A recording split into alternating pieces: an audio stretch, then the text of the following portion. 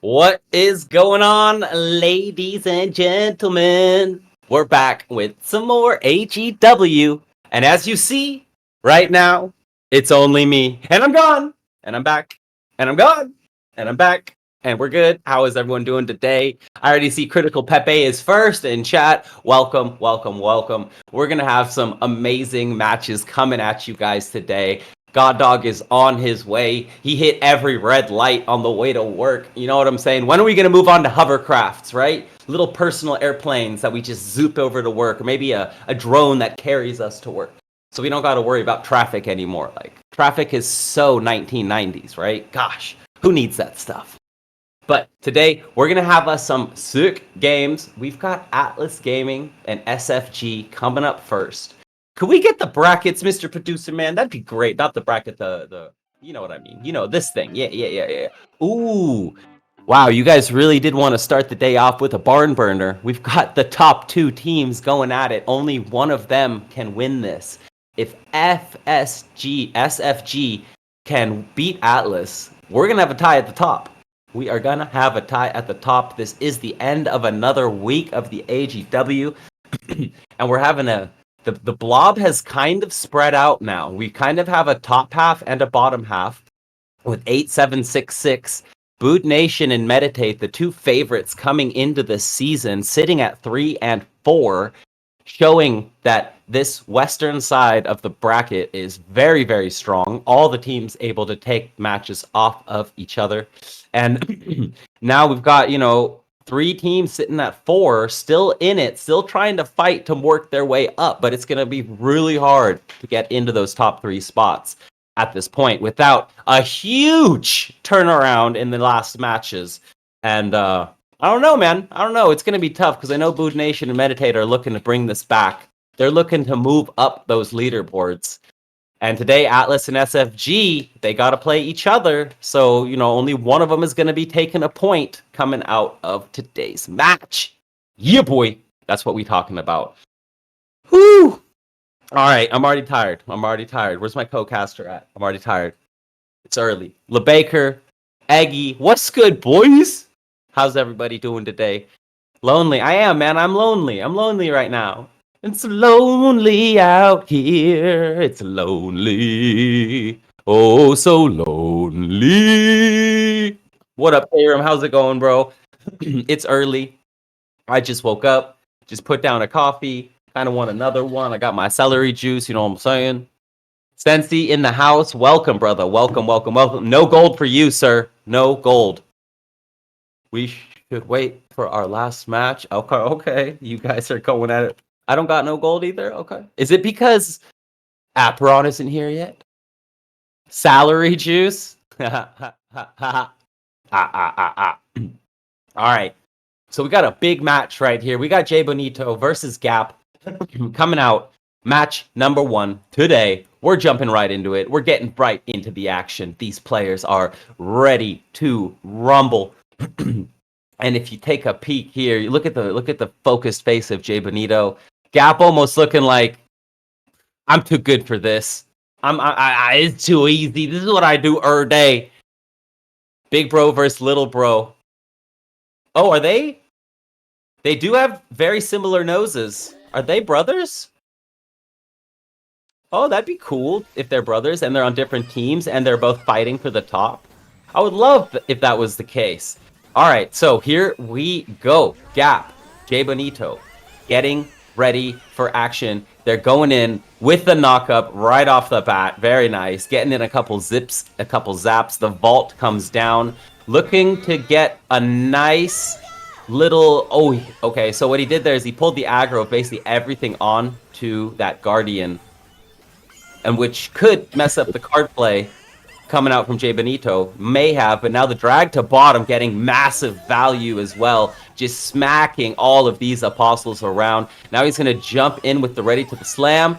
Almost going to take out that priest, but the priest is able to get off the shield. Ooh, we got an AC5 as well, and that priest is still living. That's a problem. Gap is really trying to kill that priest, but it keeps on healing. It keeps on coming back. So well done by Jay Bonito so far. And Priest still alive. Priest is still alive. Oh, and we have my man, my boy God Dog has joined us. He made it. Welcome, bro. How are you doing? You're just in time. You're just in time. All right. So, Hello, oh, Chief. Good to see you. Glad that made it for the games. Um, I do see we are having an AC5 game here so far. yeah, we got some AC5, some drag to the bottom. What basically happened early is Jay Benito was able to keep his priests alive for a bit, but as you got here, Gap was able to remove two, now almost three of Jay Benito's apostles, and Gap seems to be in a pretty strong spot here. But, you know, Jay Benito's fighting. He's doing really well. And these are the top two teams on the side of the bracket with 7 and 8 points, respectively. So this is like a championship match right here to get the night or the day started. Yeah, really strong players for sure, and at the top of the standings, and you can clearly see the levels quite high. They're playing quite well, these guys, and it's going to be a good follow up here, and the double return maybe landing. That's the first return. Can the second one land? I think he does get it, and that's going to be That was sick. that's a game-winning return there. I mean, Jay Benito's going to have some space with the Earth 6, but I don't know how much time he can buy. Yeah, that return was extra special because Gap had to juke the zip zaps, right? He was like dancing in between the zip zaps so that he could get that return. He does pull it off. And Jay Benito doing a good job here, getting Oh my God. to the bottom, but now he's getting stopped. And nice juke away from the feathers yet again. Can he get away from the return? He is able to get away from the return. Jay Benito is coming back. Oh. Juke getting out of the way with Jay Benito still staying alive, alive. Wow. Both players down to 1/3 HP. The Guardian is here, but he seems like dead. Wait, and Cancel. the cancel on the AC5. Oh This is my goodness, what a comeback. Jay Benito just did that to someone better clip that. That comeback my was God. insane. That was comparable to the Rollo comeback we all remember. That was sick. Wow, that was a great comeback. Good first game for me to come to. Oh my God. I can't believe he survived long enough with the Earth 6 just to buy enough time. And I think he dodged some crucial AC5s from Gap. And that was a great comeback by Jay Benito. Wow, that is a great way to start the day. Ladies and gentlemen, this is what we're talking about. I'm just going to clip that myself because, oh my goodness, I'm just going to make it as long as possible. Yeah, that looks about right. Jay goes bonanza. That was insane. And like he was down so much. I thought it was over for sure. Are these guys brothers? Are they brothers? I don't know, but definitely insane comeback for sure. I think it's so interesting that he's playing Earth 6 and Water 5 in the same build. I haven't seen that much, to be honest, so it's really cool to see this type of build. Oh, we have had such a great mix-up of builds and planet choices lately. It has really been refreshing. The last week and this week, it's been very, very refreshing to be able to see different matchups consistently and different people winning like all the time. Even right there, AC5 has not been doing well, but it almost won, right? It was so close. So it is showing the balance has gotten much better just over the last 2 weeks. Yeah, and the thing with AC5 is it's very heavily execution dependent, which also means if the opponent's counterplay is like they're ready with counterplay, it can be quite difficult for the AC5 player to win unless they land perfectly executed returns. And let's see, Gap's trying to AC5, but nope, there's a shield plus the baby cage plus the Earth 6 to keep Jay Benito with plenty of space. And I think he's in a pretty good spot going into the final circle. It seems like he has an apostle advantage. Yeah, Gap's gonna have some work cut out for him. Yeah, I mean, last round looked a lot better for Gap going into the late game. So Jay Benito stepping up his game here. Oh my God, cancel. Big cancel on the vault there by Gap. So well played. Still both players in. And let's be fair, Benito dodged like 3 sick AC5s last match. Like Nice the dodges were sick, and it wasn't even a counter. Oh my God, another cancel. That one didn't look like it hit. That was really close. So well played by Gap here. He is building up a little bit of a lead going into this late game. So Jay Benito's going to have to dance. And oh, there's another one, though. He gets away from like every feather, and he got away from the wave as well. Yeah, I mean, it's kind of crazy. Like, Gap had to do 2 Earth 6 cancels, and still his advantage is not super clear, especially because Water 5 Earth 6 is just favored in the end zone. So Gaps needs to make sure he gets the killing blow soon before the circle closes too much. And Gap doing it right here. Oh, Yeah. wow. Look at those AC5s hitting. He's dodging most of the waves. And Jay Benito getting super low here. Is he going to get this? Oh, wow. Was the trade worth it? Was the trade worth it? He needs to dodge the remaining feathers. Can he? No, that's probably it. There we go. Wow. Great execution by Gap. I think it's very crucial that he was able to land those 2 AC5s as the circle was closing before Jay Benito could put down more Earth 6s. That was crucial to win that. And now it's going to be really interesting to see if Jay Benito adapts to make it to the final circle without losing too much HP. Let's see what they do. I mean, this is only the first set. This is insane. Yeah. This could be a legendary matchup that takes quite a long time because these players are showing that anyone can win each of these games. Game 1 went better for Gap. He ended up losing because Benito outplayed in the late game. Game 2 went better for Benito, but then Gap ended up outplaying in the late game, even though Jay Benito technically had the better build. So we're seeing it really doesn't matter here at the AGW. This is what we're here to see. And right off the bat, Gap is trying to get rid of this rogue because he's been thinking, all right, this rogue's messing with me. It's causing me some issues. So, as these Apeiron games and series move on, players do have the ability to switch up their tactics, put in different apostles, target different apostles, and play each phase of the game a bit differently to come out on top. So right here, looks like Benito actually having a pretty good start to kick into this game 3. Yeah, I think his priests are still relatively healthy. They're like a bit more than half HP. Gap's gonna need to invest like maybe 1 or 2 AC5s to at least kill one off, if not both. So it seems like Jay Benito's in a good spot. A good almost invincible to actually prevent the priest from dying from the magic bomb. And there we go. There's the AC5. He's surely going to hit the return on that low priest. He's going to tank an EC6 hit for it though. Oh, I think Jay Benito's position seems pretty good right now. Gap's going to need to do some clutch AC5s as per usual. Yeah, I mean, I guess all Jay Benito can try to do is try to get into this late game in a good position. The difference this game is the vaults have been landing, right? Yeah. There haven't been as many cancels. So that definitely is going to make for a very interesting late game. Yeah, and the priests are still alive, both of them actually. So the Gap needs to at least kill one right now and then shortly dispatch of the second one quickly because you don't want to leave the priest alive going into the final circle, and the longer it takes, the more Jay Benito will slowly win in the end zone. The thing is Gap still has 4 apostles.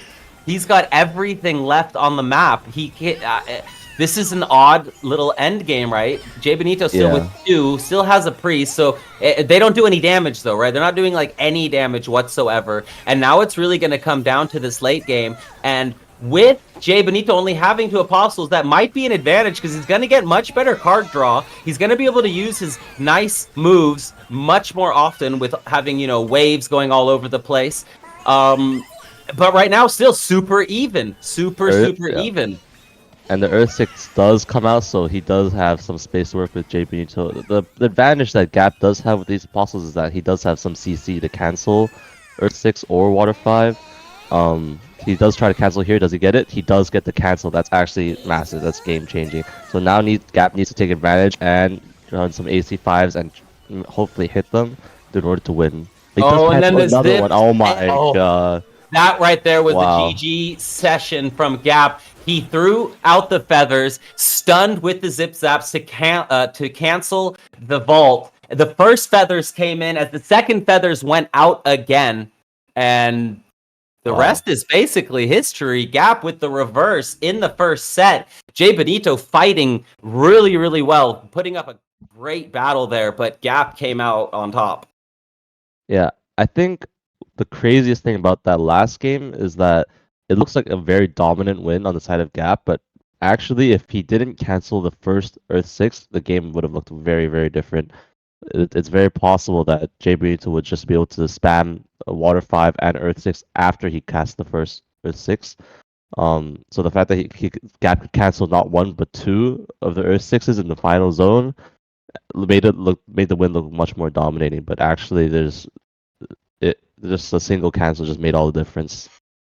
Yeah, because like Benito's apostles are not bringing out a whole lot of damage. Like it's two priests, and I think it might even be two guardians. So they don't hurt anybody at all. They literally tickle their opponents. So I'm Yeah. wondering if as soon as a vault gets canceled, that's like all the damage gone, right? So Yeah. like you can't lose any of your earlier mid game vaults. You got to get out as much damage as possible in that current matchup. It's tough. Like, how does Jay Benito kill everything? He did it the one game. He showed that it's possible, but Gap seems to have adjusted really well. And Gap just seems to be like not too phased. He just leaves his apostles on the field. They're running around doing more damage, but then it's all healing back up. And then at the end they just fight, and there's apostles everywhere, which is weird, right? Going to the late game and having like 4 apostles left on the field. Yeah, I mean, Jay Benito's apostle comp clearly has one purpose, and that's to get to the end zone, uh, as much as possible. And I think it just really hinges on the cancels and if he can actually get his skills down once the zone is closed. Because with the way his apostles are set up, most of the time he's probably not going to have significant apostle advantage going into the zone. So he needs to really make sure his vaults are landing and not getting cancelled. And right now, decent start here for Jay. He has all of his apostles together. They're all chilling like a villain. They've got the vault to surround him. There's still not been that much damage done to the rogue, because that seems to be the only real damage supporter that Jay Benito has. Maybe that's why we saw Gap going for the rogue early, because it's like, you know what? I don't care about these other guys. If you don't have the rogue, nobody is hurting me at all. Go ahead, cycle through your healing cards all game long and spend 3 mana on a shield. Go for it, bro. I'm just gonna sit here and let my apostles chip you down. And it seems to be working for Gap so far. Yeah, I agree. So actually, the first priest dies way earlier this time, so Gap actually in a much better position already than previous games, and he's keeping up good pressure here. I think the issue with 2 priests is that once the priests are like killed relatively quickly, I guess their value is lost a lot. But I guess the value lies in just having the opponent needing to use their spells and mana on those priests. But still looks like Gap is in relatively good position here. And but the good thing is Jay Benito is still full HP, so at least there's not much of a HP gap going closer to the final circle. But as we said, the cancels are what's gonna matter here. I wonder if Jay Benito, and I'm obviously a caster, not a pro, should be like trying to remove one of these apostles in the early game. Just get one out of there. Pick one and just kill it. Like whichever, whatever, right? And like then in the mid game, kind of do the same thing, because his apostles, they're just standing in a blob and they're just doing their thing, and they're standing there for a while. They're holding strong. They're not dying quickly. But like now you see all these one-shot apostles or half-life apostles for Gap around the map as well. But right now it's actually pretty even. Benito getting off his vault, not taking a lot of damage from the feathers. We've already got Gap getting close to half HP, and we're seeing Gap now running out of apostle support. And this seems to be like a decent spot for Jay Benito, because he's going to have his vault to hide in, and he's going to have waves that are then making Gap dance through tiny little spaces. Yeah, I think this looks very difficult for Gap to win. There's very little space for him to work with, and he doesn't have room to cancel, so this is looking like curtains, unless Jay Benito somehow gets cancelled on his next Earth 6, but this looks like it's over. There's no room for Gap to move or to hit his AC5s. This is the strength of the Earth 6 Water 5 once you're in the end zone. If you can get one vault down, you'll just have all the space in the world to keep casting and no cancel opportunity from Gap. And actually, we saw there in the last game, as the end zone approached, Gap's apostles were almost all dead, and Jay was full HP, and that's what you need from Jay Benito in order to win. He needs to be relatively even in HP, and the apostles have to be also similar, and then he can win the end zone. Yeah, So Gap, yeah. yeah. So Gap really needs to either get some meaningful damage done to Jay Benito before the ring closes, or get some like huge cancels as he did before.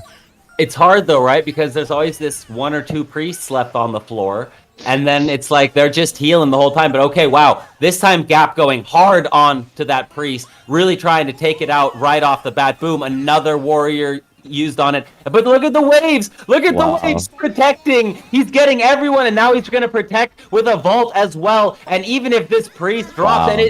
Hey, look at the shield. It's this is what you were just talking about. The how many cards have to be used onto the priest to kill it. Hmm. So many, and both of them still alive. One of the other priest drops now.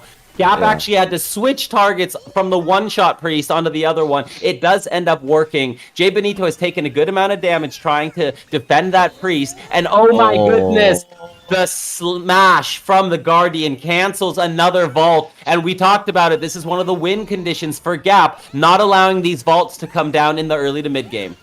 Yeah, that was just a great series of events that happened for Gap. First of all, he killed both priests in one go there, and he managed to get the cancel. It's looking really strong for Gap. Now he just needs to land a few more, like one or two more AC5s combos, and then he'll be really good in a really good position. Jay Benito does have some room to work with, though the Apostle situation is not looking great. He needs to survive and just try to hold on as the circle closes and not get cancelled. He really can't get cancelled on his next Earth 6 cast. That's going to be crucial. Well, to be fair, he did a very good job right there, taking the corner, making space for himself only, and he caught up on the Apostle side of things. Kind of. Well, no, I wouldn't say caught up yet, but he did pretty well there. He's still fighting. He still has a good amount of life. But you mentioned earlier he needs to go into the late game even. He's definitely not even right now. He's definitely behind. And oh, that must just be Apostle glitch on the side. Because why are the two grayed out for Gap, but they're still there? Yeah. What does that mean? I'm not too sure. I think it might be a glitch, but I think Jay Benito is gonna feel the hurt here. He needs a vault right now to buy him some space. He cannot get cancelled. He does not get cancelled, so it is chip winnable. damage. It But is the chip- winnable. Yeah. And I'm not He is- talking about Pringles. Oh my goodness, the chip. Oh, And a red zone. the Guardian pushed him into the red zone. Oh my goodness. That was like a lineman pushing someone into the out of the red zone in the NFL. He's like, get in there, get in. Or a defensive end getting the safety. That's what it was. So, all right, here we go. Another rubber match. We are not messing around. These guys are trying to go the distance. Nobody is safe. Nobody is safe. It was a great Who's gonna first take match. it? Can Benito bring it back? I think he definitely can.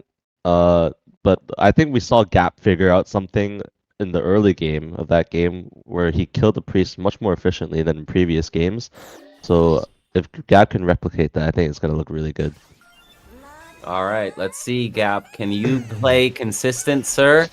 Or is Jay Benito going to come out and do the tingy? We're about to find out. And it's very similar to last game, but this time they're actually going for each other. The nice zip zap getting a lot of damage on the priest and on Jay Benito at the same time while throwing out the feathers, pulling back the feathers, getting in some really good damage there. Wow. Oh, Benito almost got canceled, but does get off his drag to the bottom.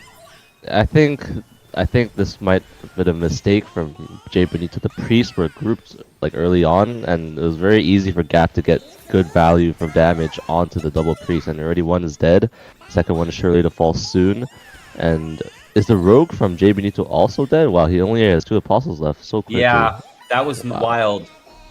Gap just kind of did to Jay Benito what Jay Benito is supposed to do to the other players' apostles. Just a quick wipe of 2 of them, just boop, boop, boop, later, bro. But this is when we've seen Jay Benito do a decent job of fighting back in the mid game, using these vaults, using these waves, and staying away from the feathers. So yet again, well done. While Gap, on the other hand, is trying to finish the second priest, and he's one shot away. But the shield does keep the priest alive for another moment or two. So trying to squeeze out as much value as he can is Jay Benito. Yeah, I think it's looking a bit rough for him. He has a 2 apostle disadvantage. Gap is full HP, and Jay Benito hasn't lost that much HP yet, but crucially needs to get like an Earth 6 down just to buy some space. Can't get cancelled again. I don't think it's over yet, but it definitely looks tough for Jay Benito. Good wave control there, keeping himself safe. We're seeing a lot of players really figure out how to use these waves to make a little bit of a safe zone, to keep people, from just being all up on your ass. Just a little bit of space. And then there's like the zip zap. So players are starting to understand how to protect their space, how to make kind of a pocket, like a quarterback in the NFL, right? You got to stay in the pocket. Oh my god. But look at this gap, just dropping so much damage left and right, zipping and zapping, feathers a flying. He's riding the wave as well, and the cancel of the vault. Oh my goodness, Gap is not going to let this go to a third set. He's going to end it here unless Jay Benito can do something absolutely out of this world. Yeah, I think that was just a huge set of combos by Gap. He landed a bunch of stuns and the tailwind to cancel the Earth 6. I think Jay Benito's probably going to drop very soon unless he can get a miracle to go on here. He just needs one more vault without losing any more HP, and it looks impossible, really. I think he's going to fall. Dude. Benito even was able to get off a wave in order to cancel a feathers. It was not enough, though. After an amazing 2 sets, Gap is able to bring it home for Atlas Gaming, who is going to stay in that #1 spot. And SFG now is going to, either meditate or Boot Nation or both could catch them today and make it a 3-way tie for second place.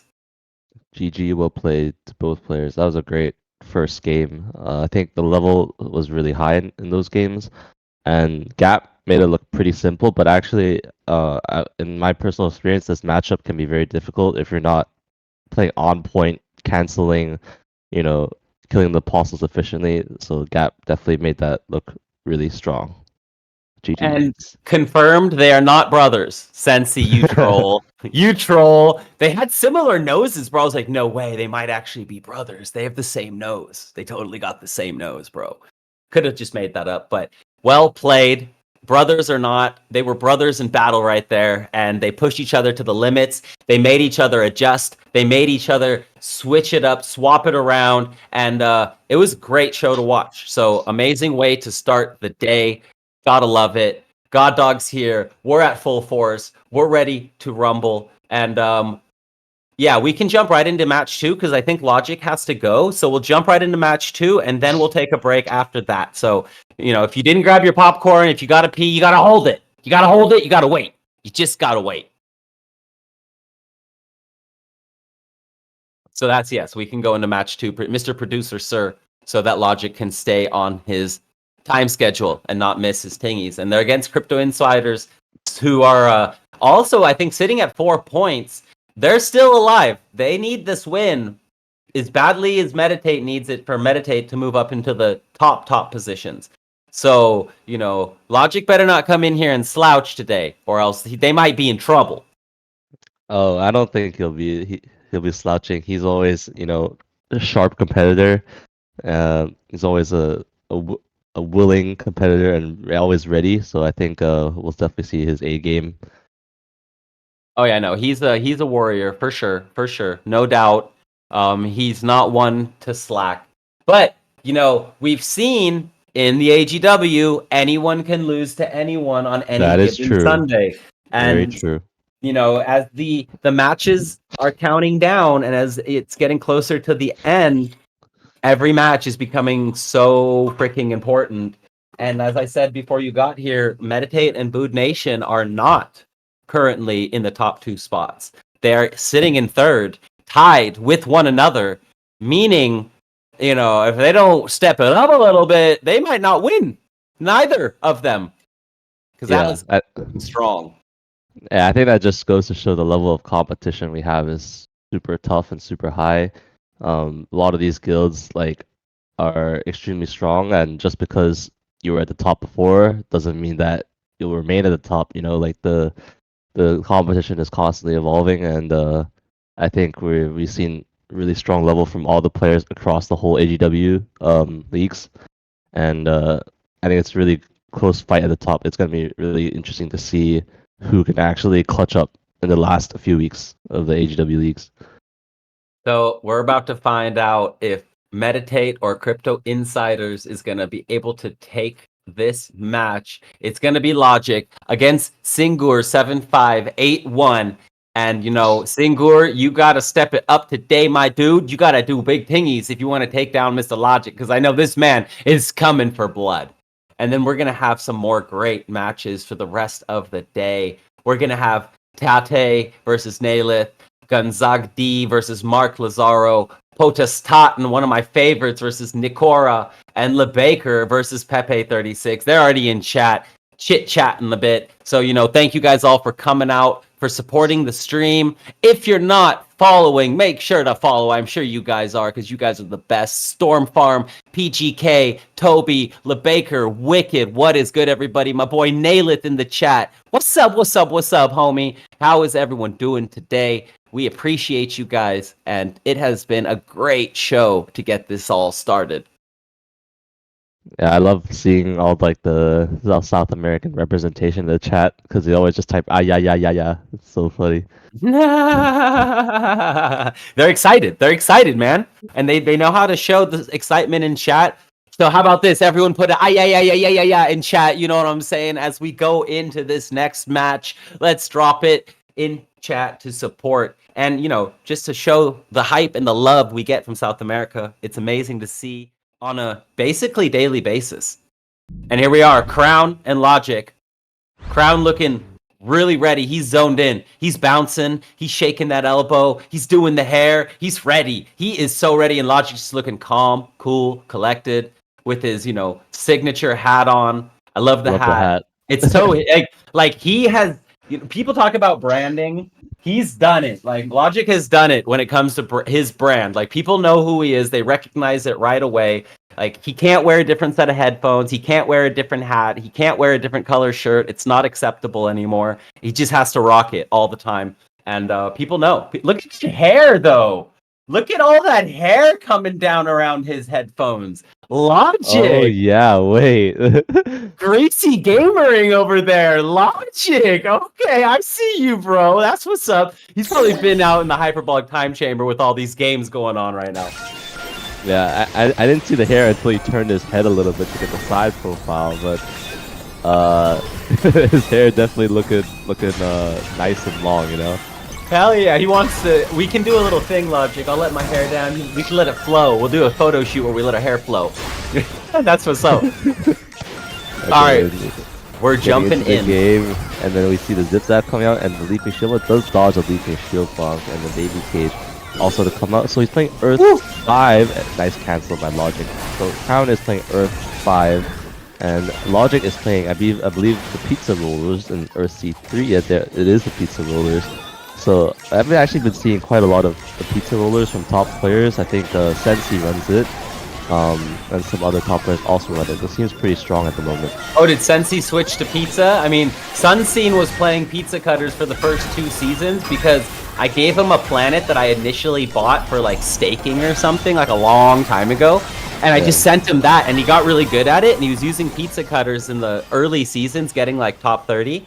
And then now it's just meta. Look at all that damage. All the apostles just dropping. Logic down to 1 apostle, and Crown now starting to make some moves, starting to move in to do some damage. But at the moment, Logic still ahead in damage, and now he's gonna drop the cookie cutters. And what happens with those? If you start hitting multiple cookie cutters, they start doing more and more damage. It starts to scale, and this time Crown does get the EC5 off, so he is gonna get some healing and take out this final Guardian for Logic, who's just chilling in the corner, ready to go into the mid game.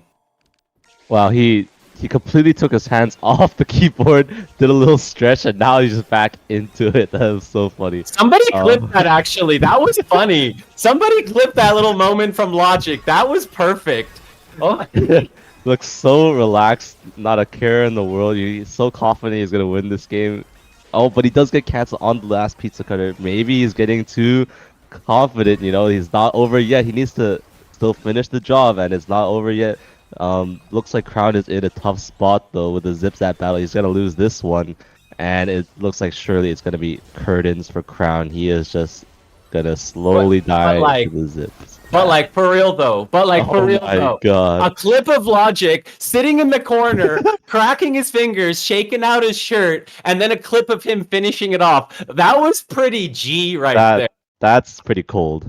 That's That pretty was cold. that was ice. That was ice right there in his veins. I can even see there's the smirk, a little smile, way deep below Logic's professionalism. He's like, "Yeah, I did that. Yeah, I did that. I just sat there and waited, and then I was like, let's go." Yeah, not gonna lie, that's like that's an aura moment, you know. Only people with the utmost of confidence can will do that. So really cool It by shows Logic. it shows he understands the game. He understands the position he was in. He probably just wanted to save some mana for the late game, anyways. Yeah. So he's like, "All right, dude, you finish off that last Guardian, and I'm ready for you. I'm here. I'm waiting. I'm taking off the gloves."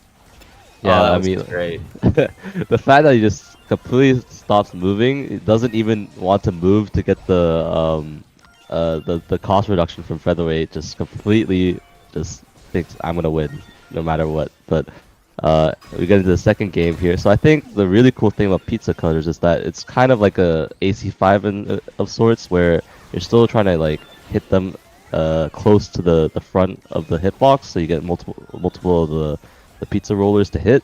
So similar to AC5 in that matter, except that AC5 has the return, but the pizza rollers do not. So in that sense, pizza rollers are more consistent to land because you don't actually have to hit the return part, just the initial. And the scaling, right? The scaling damage of it, if you continue to hit, is also very, very the shields shred basically. Yes. And that's the great thing about it, right? If you can like kind of save them up, get the cost down, and then hit someone with multiple pizza cutters, it's really going to start to shred their armor. But right now, both players going at it. This time it looks like Logic actually has more apostles on the field. Crown already taking a lot of damage coming in early. Logic going to drop some more pizza cutters, staying just out of range of the Zip Zaps with another knockup. Logic is starting to just zone in, ladies and gentlemen. And he said, "No, sir. This time I'm keeping my hands on the mouse and the keyboards, and I'm just going to do the motherfucking tingy." Yeah, it looks a bit too easy for Logic. I feel like he's getting apostle advantage a lot more consistently compared to Crown. Even though Crown is running Earth C5, which is supposed to be, you know, a better apostle clear. It's probably the best apostle clear in the game. So I'm very curious to see in the next game if Crown can, you know, adapt and at least try to get apostle advantage going into the end zone. Because with Earth 5, if you're not getting apostle advantage, then your win condition is much harder to achieve. So well done right there. Logic coming out, just throwing blows. Absolutely Furies in that second set. Furies actually reminds me. How are you? What are you thinking about the incoming Furies in the next couple months and how that is going to change the game? Well, it's definitely gonna be a massive meta change once the Fury is released. I think you guys can look forward to a whole new way to play the game, a whole new set of skills. It's going to be really interesting to figure out the meta upon the release because we'll finally have, you know, two different classes to play with, and one is a melee class. So I think it's going to be really interesting to see how the meta develops. Like, will the current meta skills still be strong? Like, we just don't know, you know. And I love that, you know, there's going to be a whole new set of way to play the game. It's gonna be really fun. So everyone understands, as well as myself, when a melee class then comes out, they'll be using the same cards, right? In theory, like the same card, but it will do a different thing, a melee version of the thing, or how would I understand? It'll just be a completely different set of skills. So the cards will still have, you know, there's still gonna be like an AC5, but the AC5 is gonna be different for Fury. So like, Yeah, exactly. Okay, yeah. sweet. So like completely different. Can you say anything there? I can say that it will be completely different. The skills, no skills are gonna be like replicated, you know. Oh, well, that's amazing. That means that there's going to be a whole new world, A new fantastic place. I agree. a It's new gonna. fantastic place to be. Point of view. There we go. Point of view. Oh, we can do place to be though. That works. It even works with the rhymes. All right, Yeah. we're going in. Wait, I swear I just saw like two foresties for a second, but that was weird. But they're not. Like neither are. Yeah. But I think some of the avatars because sometimes can look very like other planet types sometimes.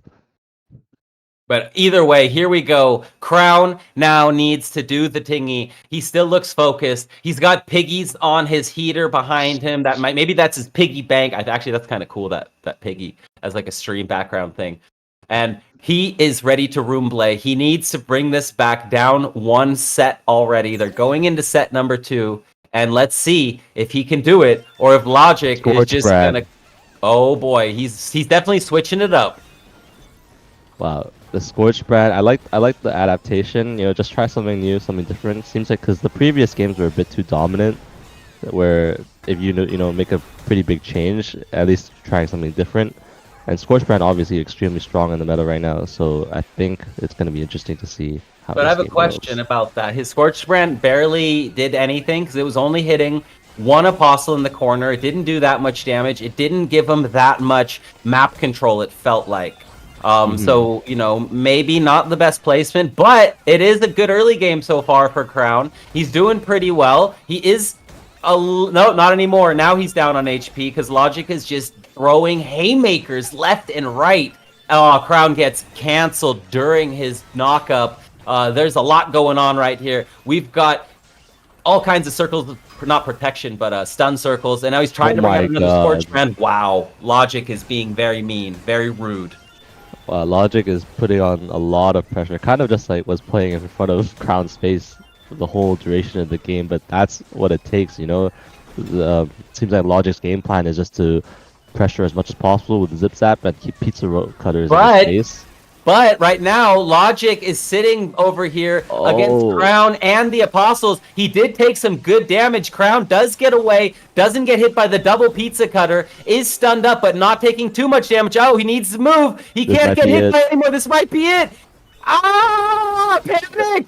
Oh, He was fighting back really well there. He had a moment where he caught Logic in a situation where it was Crown and two Apostles versus Logic, and Crown took advantage of that, sat in that corner for quite a bit, and did start to chip away. But Logic noticed the situation and brought over a couple Apostles to back him up, and then with the stuns, he chipped away. The Scorch Brand was too little, too late, and there's the look at the hair, look at the sorry, and Logic able to take game 1 in set number 2. yeah. Crown definitely had a moment late in that game where it kind of looked winnable, but he needs to be very careful about losing too much HP early into the game. Seems like Logic's getting a significant advantage early in the game, and the Scorch Brand really needs to put on the hurt onto the Apostles, because the big reason why people are running Scorch Brand now is because it actually makes your Apostles do more damage. So Oh, so I you think put it next to your Apostles as well as theirs, and it makes yours go into like Berserker mode while theirs like are easier to hurt, basically. so once you put down Scorch Brand, you get a 25% increase in damage to your Apostles. So it's a very strong, especially if your Apostles are like rogues or warriors. Yeah, Exactly. yeah, yeah, yeah. Okay, Oh, that makes a lot of sense. wow. But Cr- Logic's oh, seemingly unfazed. It doesn't even matter. He's just doing so much damage all the time early game, and always Crown has to fight back from a deficit. yeah, this is a big deficit already. Crown has already lost an Apostle, another one going down. He's getting low on HP as well. He's trying, he's fighting. Oh, he does get away from the headshot. That was big. Oh no, that was his headshot. So Logic dodged that headshot. Well played there. Logic taking This control looks. and looking like he's just gonna. And look at this. Gets out of the way, zaps across the map, Oh knocks my him up, and then comes goodness. with the cookie cutters. Pow, pow. Game over. Logic is like, I got a meeting to go to, guys. Sorry. Uh, Very simple, clean. Oh, we got the hair again on the Eh, side. That's where Logic's going. He's going to get a haircut, I bet you. I bet you. Wow. He's like, I can't miss that appointment because I know Logic always trying to, stay fresh, stay on top of his game, and he just stayed on top of his Apeiron game right there, taking the quick 2-0 against Crypto Insiders. Well done, both players. Good job, and GG's. Whew. That looked a bit too easy for Logic. He was so comfortable. Like I think Crown was having a very hard time with like the pressure that Logic was putting on early game, and yeah, Logic able to execute really well. GG's. GG's. All right, everybody. We are going to jump to our first little break. So if you don't have a drink, go and get it. If you haven't been on Twitter yet, make sure to spread the word and let the people know what's going on. If we could get a tweet and chat, that would be absolutely fantastic. And our next match, when we get back, is going to be Huru Gaming versus Bood Nations, Tate versus Naylith. So stick around. We'll see you soon.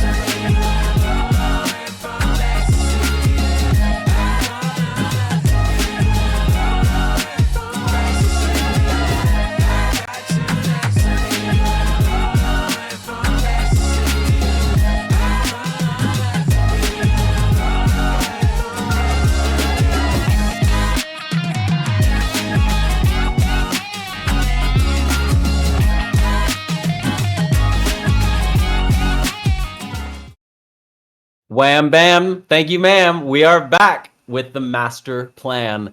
AGW, Apeiron Guild Wars. We're doing the tingy. We've had some amazing matches so far. And next, we're going to see my boy Nailith coming up. You know, love this guy. Love to put him under some pressure in the spotlight, make him perform. This is good practice for all esports players. You need to be out there having people watching you. So when you make mistakes, you feel it more when people are watching. So it definitely is a different kind of pressure. And with him being one of the players that qualified for the live LAN, this is great practice. And at the other side, Tate06 coming out, needing a win for Huru Gaming because they want to move up. They want to move up that list as quickly as possible. Yeah, I think it's going to be exciting to see what skills they bring as well. Will we see more of the same? Will we see more Earth 6s, more Earth 5s, or will we see more pizza cutters? Always interesting to see how certain players approach the game. 1 second.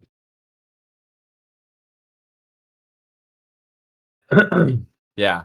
And you know what's great is we've seen different builds from literally everybody today. Yeah. They've done everything, and we've seen games go both ways. We've seen, the ability for everybody to basically win their matches if they play well, right? It's come down a lot to the micro, the in-game decision making, and knowing how to play the different phases of the game. So these players are being pushed to their limits. We're sometimes seeing something like that not, work that they think will work, and then all of a sudden they lose the game. Like, oh shoot, wow, okay, hold up. What do I gotta adjust? What do I gotta fix? Yeah. So for this next match, do you think Tay can take out Nailith? Nailith, top 2 leaderboard player, going to the live event. This guy's pretty freaking savage when he finds his zone. Yeah, I think Nailith definitely favored in this match. Nailith was top on the leaderboard for a while, and I know super dedicated to the game and always trying to figure out new strategies to play it. So I'm gonna be very interested to see what Nailith plays, because I think the last time I saw him play, he was playing Water 3 in the AGW Invitationals. But even before that, on the leaderboard, he was always known as a Water 5 player when I was watching him on the leaderboards. So I actually would like to see him bring back the Water 5, because now Water 5 can cast while moving. So I think it would suit the meta, could suit him. Yeah, that's true. As a Tundra player myself, I've always liked the WC4 and also WC6. It's like when I used to watch Claudius play it was so interesting because you can put it on one guy just to silence and also do damage. Yeah. It's a big old circle potentially. And then you can also use it to melt multiple people. It's got the the shield reduction or the shred. So there's so many different plays right now, and I'd love to see some, cold water or WC6 come out. That'd be dope. Yeah, I agree. I would love to see some Water 6. I think there hasn't been many Water 6 players. The only one I remember seeing recently was Roofka, I think. Ah, yeah. Because it's been a while. It's funny, Ancient Eight has done so well, but I feel like they haven't had to show off their skills that often, right? They haven't had that. They haven't had those big matchups yet. Like, I don't think we've had an Ancient Eight Meditate matchup yet, have we? Like where the teams Uh, battle each other. I don't remember if they played each other yet, but in any case, I think Ancient Eight hasn't been pushed to the point where they feel like they need to sweat yet. Yeah, because in the AGW, Ancient Eight went to the winners finals. Meditate lost to Deoric. Didn't Yeah. Meditate came through the bottom, and I don't think they've played in the AGW. So, and I think that's the match everyone is really waiting for to see, can 1437 and the boys take out the Titans of Ancient Eight? Because so far, Ancient Eight has looked pretty much unstoppable. Yeah. I definitely wanted to see Ancient Eight meditate in the invitationals, but Derek and Yui played super well. Would be interested to see if like they did play in that format where the last man is standing if Demon 1437 could clutch it up for them. Because Ancient Eight's roster is pretty stacked. I mean, they have Zach, Claudius, and Khan. Like, who's even the best out of all of them? I don't even know. Like, they're all so good. So It was Zach, and then then Khan was the one winning every match because he was the lowest seed on his team. yeah, Then they played in the Wager Wars, and Khan was beating everybody. So Khan was beating Zach. So it's like, I don't know, man. And then Claudius wasn't even in that one, but who knows? Maybe he beats them when they play personally. I have no idea, but they are strong, and it's really hard to figure out like who's the weak link. How do we beat these guys? So, I'm excited to see those high profile matches when they do come up. But today, here we go. Bood Nation, Huru Gaming, Tate versus Naylith. Tate's got a challenge on his hands. And Naylith is, he looks focused. He looks ready to rumble. He did his hair this morning. Yes, sir. all right. We got two Forsties against each other. It's interesting to see what apostles they run. I think there's actually there's quite a different apostle lineup on both sides. I think Tate is running. Is that the two rows? Two rogues, one warrior, one guardian, and then we have Naylith running one mage, one rogue, one guardian, and the two mages? No, one that's a hunter. So difference in numbers of rogues here for sure. And we do see the water 5. Oh my god, water 5 and water 4. We got what you wanted, Chief. Hey, you know what I'm saying? Ask and you shall receive. The universe listens, but if you don't ask, you can't get it, right? So you gotta let them know. And here it is, cold water. My favorite, my favorite. Nice job so far, though, from both players. Scorch Tay-Tay. brand. Okay, see again another matchup. Every single game we have another matchup. So Tay-Tay bringing out the Scorch brand now, getting it onto two enemy apostles, supporting his two apostles in that area to try to win that 2v2. And Naylith, and both of them are down to 3 apostles right now. It looks like a second one about to drop for Tay-Tay. It's down. He does get off the cold water though, which should give him a little bit of traction to come back. Well, I think this build from Tate, the Scorch brand water 4, that's quite interesting. That's like a really very, I guess it's very strong in the meta with Scorch brand, and water 4 is just there for the healing as well. But it looks like Naylith is doing much better in this scenario right now, much more HP, and the apostles are on his advantage as well, so it's going to be hard for Tate to come back. He's got to not get cancelled while having a bunch of water force to heal.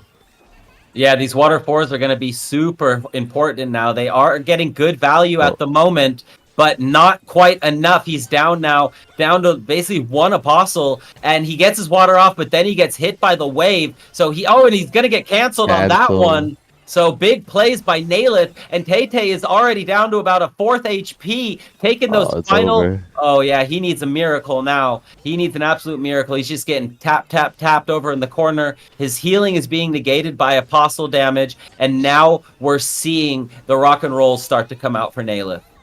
Oh, so Naylith's running a water 5 earth 1 build. That's very interesting. I actually complements. That's a very complimentary build. I quite like the idea of water 5 with earth 1. Earth 1, so you have some damage skill that doesn't require apostle setup, and then the water 5 just to get the crowd control going and to displace the apostles. I quite like it. Yeah, once the late game comes, you just throw the balls at them, right? You just pop, pop, pop, pop, pop. And there it is. Naylith taking game 1. Tate did fight back towards the end, though. Yeah, I really like that Naylith is playing Water 5. I've always known him as the Water 5 player because back in the AGW leaderboard, I think he was probably the only guy playing Water 5 at the top level. And now Water 5 has a buff where you cast without moving. It'll only make sense that Nay would go back to his true love. Yeah, that makes a lot of sense. He was one of those players when Rollo introduced me, he's like, bro, Naylith is the shit. Like, this guy is such a good gamer.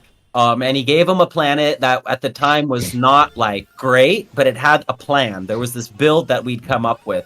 And then Rollo was going to try it, but he's like, okay, I'm not good enough for this, but I think Naylith will be. So he just gave him that build to start. And I think that first season he was top 50. like right off Yeah. the bat with a new build, first time playing the game, and he made it to top 30 or something. And since then, the rest has been history. He's been battling for the top, and even now coming out and starting the round very strong against Oh Tate. my god. Yeah, he actually canceled the first initial water forecast by Tate, and Tate is just getting rinsed right now. He's gonna drop so quickly. I think he really needs to figure out for the next game in the early game. He needs to have a better game plan and not get disrupted easily in the early game because really Nalith is just completely dominating him in every way. His skills are all landing. He's not taking any He's stunning damage. him with every single move. Oh And my that was a goodness. that was a clinic. Every single thing Nalith did worked right there. Tate had zero chance in that round.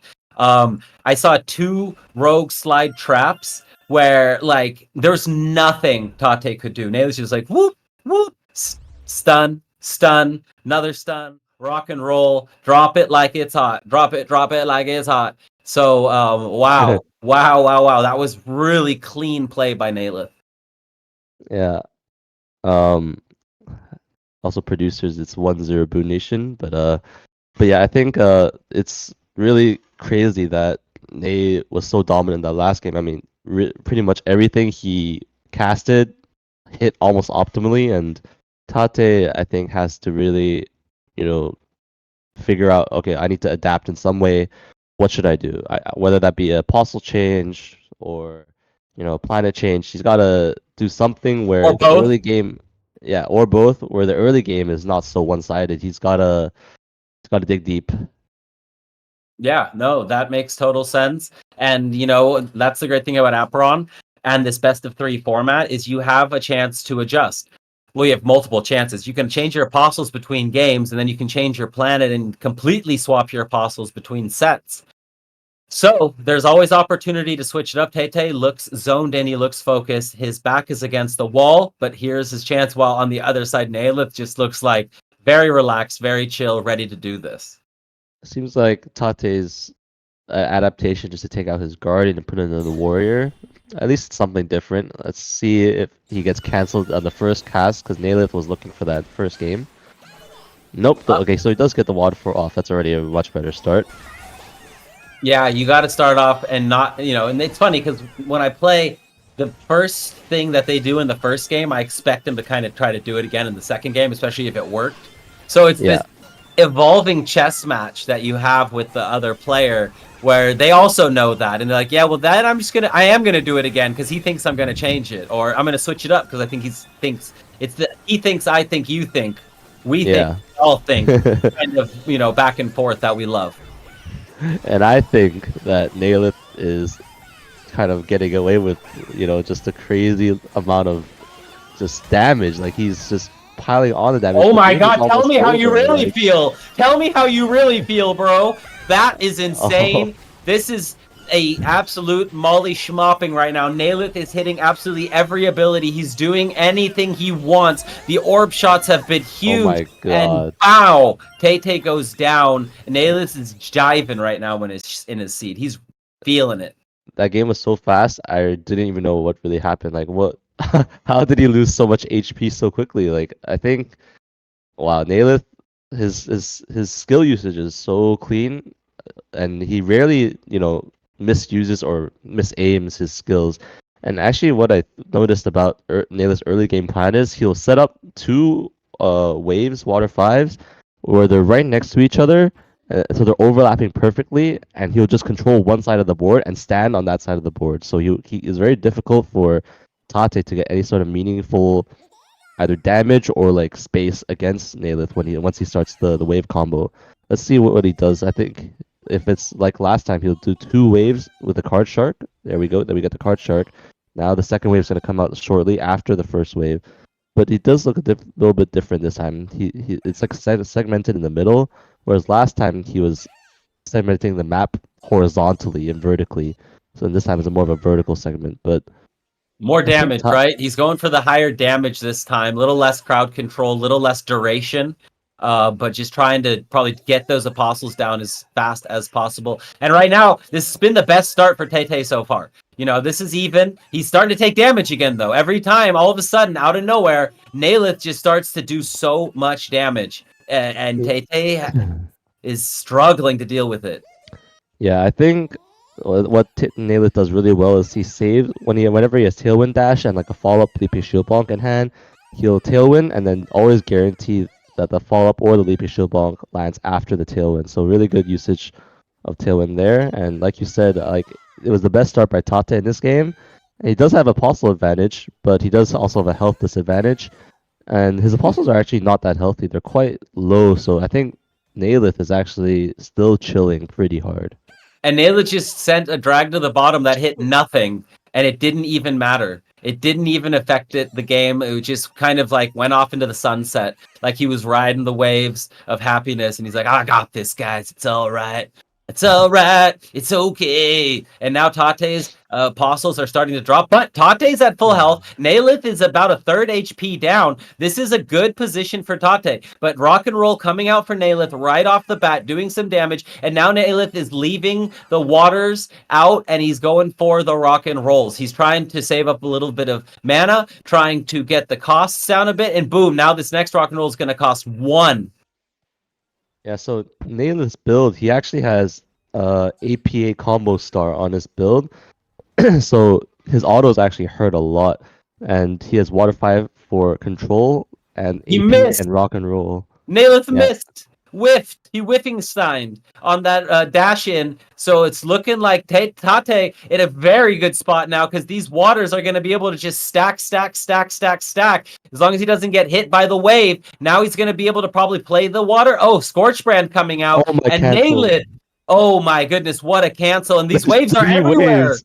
What the hell is going on here, ladies and gentlemen? Tate doesn't know either. He was coming back. He was bringing it back. And all of a sudden, Nalith, the cancel. Oh, no, the water Oh does get my up. god. This is madness. The wave waterfall is- comes out too, but the wave, can he save it? Oh my god, but he's healing ever so slightly from the waterfall, but he can't go into the red zone. Can he get one more waterfall off? He does get one more waterfall off. That might be crucial. That might be enough. Oh, my God. My god. Wow. Wow. I really wish Tate would have won that so we could have seen that again. That was cool. That was a really cool late game. Wow. That was an extremely close late game. And we see the power of Water 4 there. If you can get one off, it will save you in the late game, like ever so slightly. But like I think Nailus, the triple wave combo was crazy. I mean, like he just had 3 waves spawn at the end of the end zone there. That was really cool to see. Yeah, that was well played. That was really, really well played. So, holy shit, great games. We love to see it.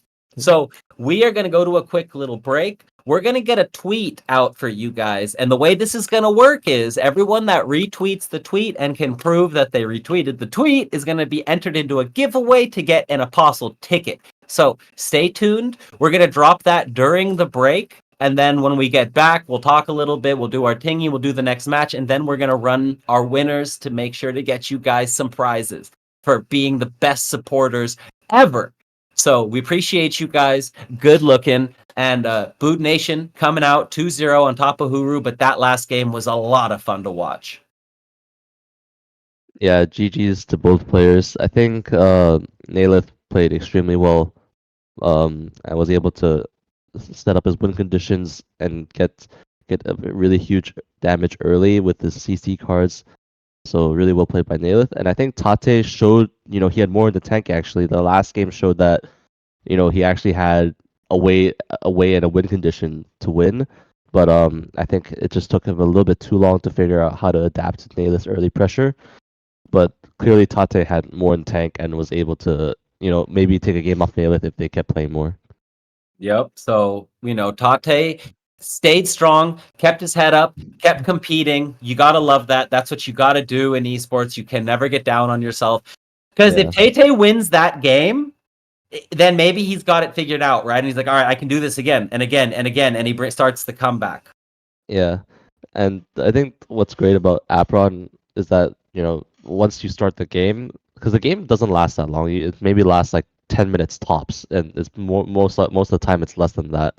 So you have a very short amount of time to not only figure out your opponent's game plan, but also, adapt to like the situation of the board that you see in front of you. And I mean, I guess it's like cruel in that way since you have such a short amount of time to adapt, but that's what the best players do. They adapt super quickly, they execute under pressure, and Naileth did that. Yeah, absolutely. Super quick adjustments made and pulling through with, a 4-0, quick and dirty. Well done, Nailith. Well done, Tate. So stay tuned, everyone. It's time for a bathroom break. When we get back, we're going to have the tweet. We're going to have a giveaway. We're going to have our next match. We're going to have all kinds of goodies. It's going to be Daihatsu Esports versus Leo, Gonzaga D versus Mark Lazaro. So stay tuned and we'll be right back.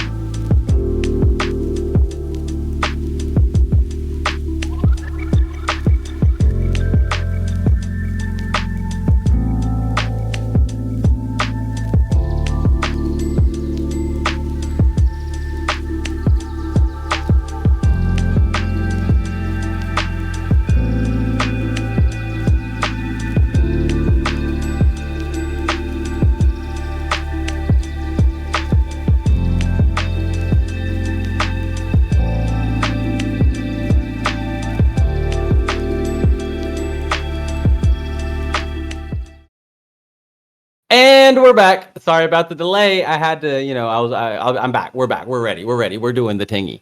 To answer the question in chat, there's going to be an Apostle ticket up for grabs. So, while you're retweeting, you might as well like it too, right? And if you really want to support, you drop a comment. You know what I'm saying? These are the little things you can do to support your favorite games, to support your favorite organizations. The world is run by social media numbers nowadays. So if you take that moment and you just click the like, you click a little bit of support, we love it. We appreciate it so much. You have no idea. It goes a long way. So we are back with more AGW action. We've got another Fuego match coming up.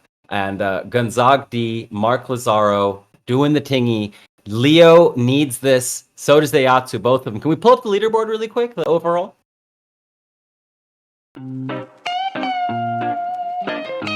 That's okay.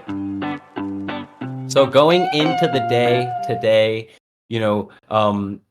Leo is still fighting at 3 points. If they were to win out, they could do some tingies, right? Daihatsu, if they beat Leo, they're down right up below them. They would catch up and tie them on the lower end of the standings. But you never know. If a team goes on fire one week and they win 3 matches, you can see how that could very quickly change the leaderboards in their favor.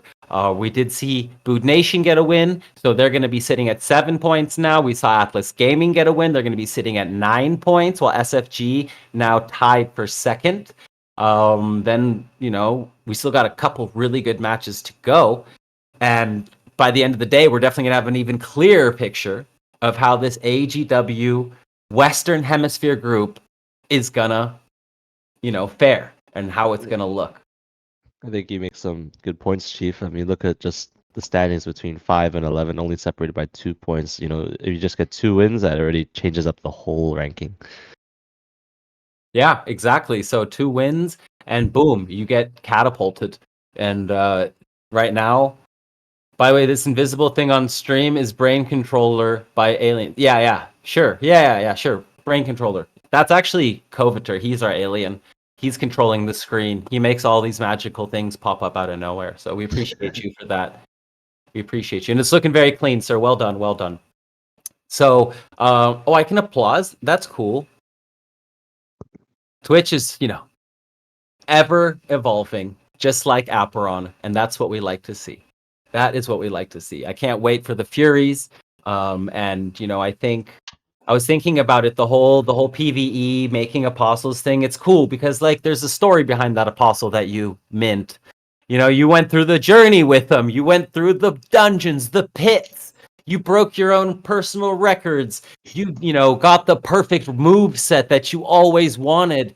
Whatever, right? He got down to 1 health and you almost lost him on the way. Who knows? It could be anything. And then you take him over to the PvP side. And, there could even be lots of lore, lots of UGC made from that, if you think about it. You make a storyline out of your dungeon run, and then the apostle that makes it out. I could see people doing some crazy stuff if they went really deep. Yeah, I fully agree. I think there's lots of potential in the PvE to link it to the PvP and make it super interactive, and it's all about the lore. It's gonna be really cool to see. It's all about the lore. You don't have to do it yet. We can do it after the match. Maybe some more people will retweet it. You know what I'm saying? Give them some time. Oh yeah, in Brazil you don't have Twitter. That's right. Here, what we can do is we can put it on Tribally as well. And then oh yeah, you can't draw a winner though. Never mind. Can't do that. Because everyone in Brazil, I'm sorry for you guys. That's really rough. That's very unfortunate. And the fact that you can get in trouble even for using a VPN that's just gnarly to me. That's just wild. Yeah. Sorry. So sorry, you guys, if you can't take part in this. I didn't think about that when I came up with the giveaway. So we'll do something different next time. We'll do a tribally one next time. That works. so that everyone in Brazil can also get involved, which is kind of nice, God Dog, that we do have like a plan B. Like Twitter's already supposed to be the Yeah. place where you can speak your mind, and now some parts of the world can't do that. So at least they can come hang out on Tribally and be with a similar community, right? With this Ronin community, all these people that have been playing together and hanging out together for such a long time, whatever game they play. A lot of people in here are playing multiple games. So, Yeah, shout out to the Tribally team. yeah, Always they've good been, to see what they do, and I love the wager system. It's so fun. and it's about to be launched officially towards the end of the month or the beginning of next month. So we're going to be having some very, very fun times ahead of us. Very interesting for the different games that are already on the platform. And I'm already cooking some stuff up. I'm cooking some stuff up. So I'm excited.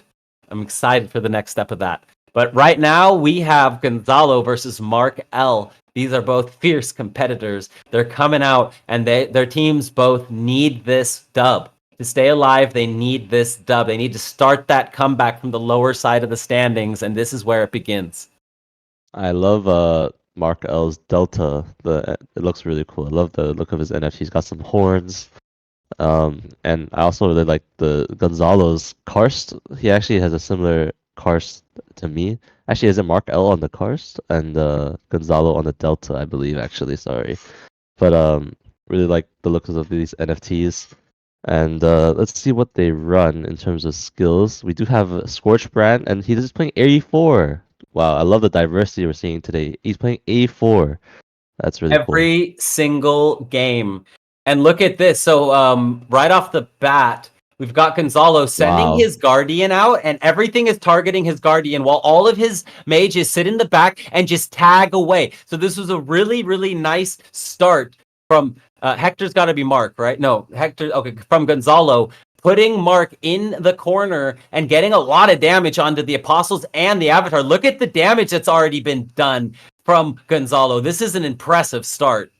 Yeah, that start was really insane. I don't think I've ever seen a strategy where he deliberately puts the Guardian and he made it so that all the enemy units were targeting the Guardian. He was also using the AC4 to push back all the units to the back of the map. So that really looked like a very cool And strategy. yes, and he also put all of his apostles at the back of the map to start, and then he jumped the Guardian as far as he possibly could to make all of that happen. So very freaking cool. But oh my, Oh, look at the headshot. It hit multiple targets as well. After the ray beam, this is a very cool build from Gonzalo. wow. Never seen anything like it, and it looks like Mark here in game one, set one, is just not ready. He was not ready for this. No one was ready for this. Wow. So we have seen AC4 Water 3, but I don't think we've seen the apostle strategy that Gonzalo employed there. I mean, I certainly think that's really interesting that he has three guys at the back and then deliberately jumps the Guardian to the front to tank all the units and group them up as well.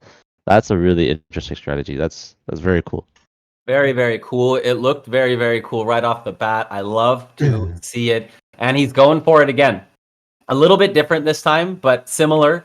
I feel like you should just do the. Oh no! Look at this. This time we see Mark wait, I'm confused now. Yeah, it's Mark. Okay, Mark. Yeah, moving everyone right up to the front so that can potentially not happen, but it's still happening. One warrior got out this time. One warrior got out. Definitely looks better than the last game though, in terms of formation. Oh, he's also playing pizza cutters. Wow, very cool. Very, very cool. I think the start is already much better than last game. I mean, last game there was a clear, a large amount of space that Gonzalo got with that starting formation, and now it's I think the formation is not as the formation difference is not as important. We do see that Mark has a little bit of a health disadvantage, but should be recovering it slowly with wild growth. And I think both players are actually in decent spots here. Seems like a standard game now, like a more of a normal Yeah, game, what we're used to. That last game yeah. was weird. It was cool. I really, Yeah. oh, look at these pizza cutters. Perfect timing, almost getting everybody, including the Avatar. But now there's going to be a big stun. Oh, that was not necessary, Mark. You did not need to let that hit you. That's like giving away a free Oh, yeah. stun and a big baboomshka coming in. That is a lot of damage going into Mark. Yeah, I think Mark's in big trouble here. The thing with playing against AC4 is that if you're already at a health disadvantage and you get hit by one water 3 AC4 combo, it's already very hard to come back into the match, and Mark is struggling here. He's on 1 HP. Certainly no way to win this game. I think he has to, try to figure out, okay, how do I avoid getting damaged so easily in the early game? Because it seems like Gonzalo is like putting a lot of pressure early into the game, chunks him out, and then just goes from there. Just constant AC4s into water 3s. So Mark has to come up with a counter. Yeah, those were very dominant matches by Gonzalo right there. Mark has to now put it together, pick up the pieces, and make a comeback because they need this. Leo needs this. If they fall, then they're going to be back towards the bottom of the rankings. They just fought their way back up from the bottom third, basically, right? They're trying to stay in the middle third. But if Daihatsu takes them, then it's looking rough for Leo, and then Diatsu's going to stay alive, basically. They'd both be in the same position, but it's a tough one. Being at 2 to 3 wins after this week Yeah. puts you in a really tough position. Yeah, I mean every win, especially when the standings are so close, every win is super important. I think for the next match, I think Mark, if he has prickly guardians, I think that could be something he should consider. Because it seems like to me that Gonzalo's build with his AC4, I think he has a decent amount of points into his AC4 because it's doing some pretty substantial damage. Yeah, And I agree. yeah, and normally the counter to AC4 is just a prickly and then stand in front of the prickly, and then the AC4 will kill himself. So let's see if he has any prickly guardians. I think that would automatically change the matchup. But don't you just not target the Guardian Well, with then Gonzalo can't really hit his AC4 onto Mark because Mark stands behind the I prickly see the what you're whole saying. time. So Yeah. if Gonzalo wants to hit the Avatar with it, then he must go through the Guardian. Yeah, Understood. yeah. If Mark plays it well, he will just stand behind the prickly guardian and never allow a hit to get onto him. Understood. Yeah, Okay. so he does have two guardians. Maybe he did listen to me and has prickly. Hopefully he has prickly, but he does. He's playing Earth 6 now, so at least a different change compared to before. True, true, true, true, true. True, true, true, true, true. All right, all right, all right. So here we go, ladies and gents.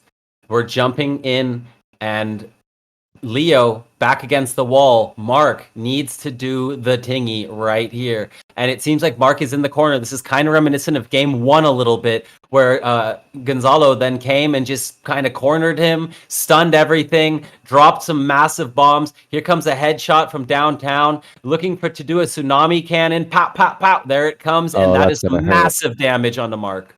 Yeah, and he's actually fortunate that the headshot was slightly out of range. Otherwise, Mark would have taken a headshot probably.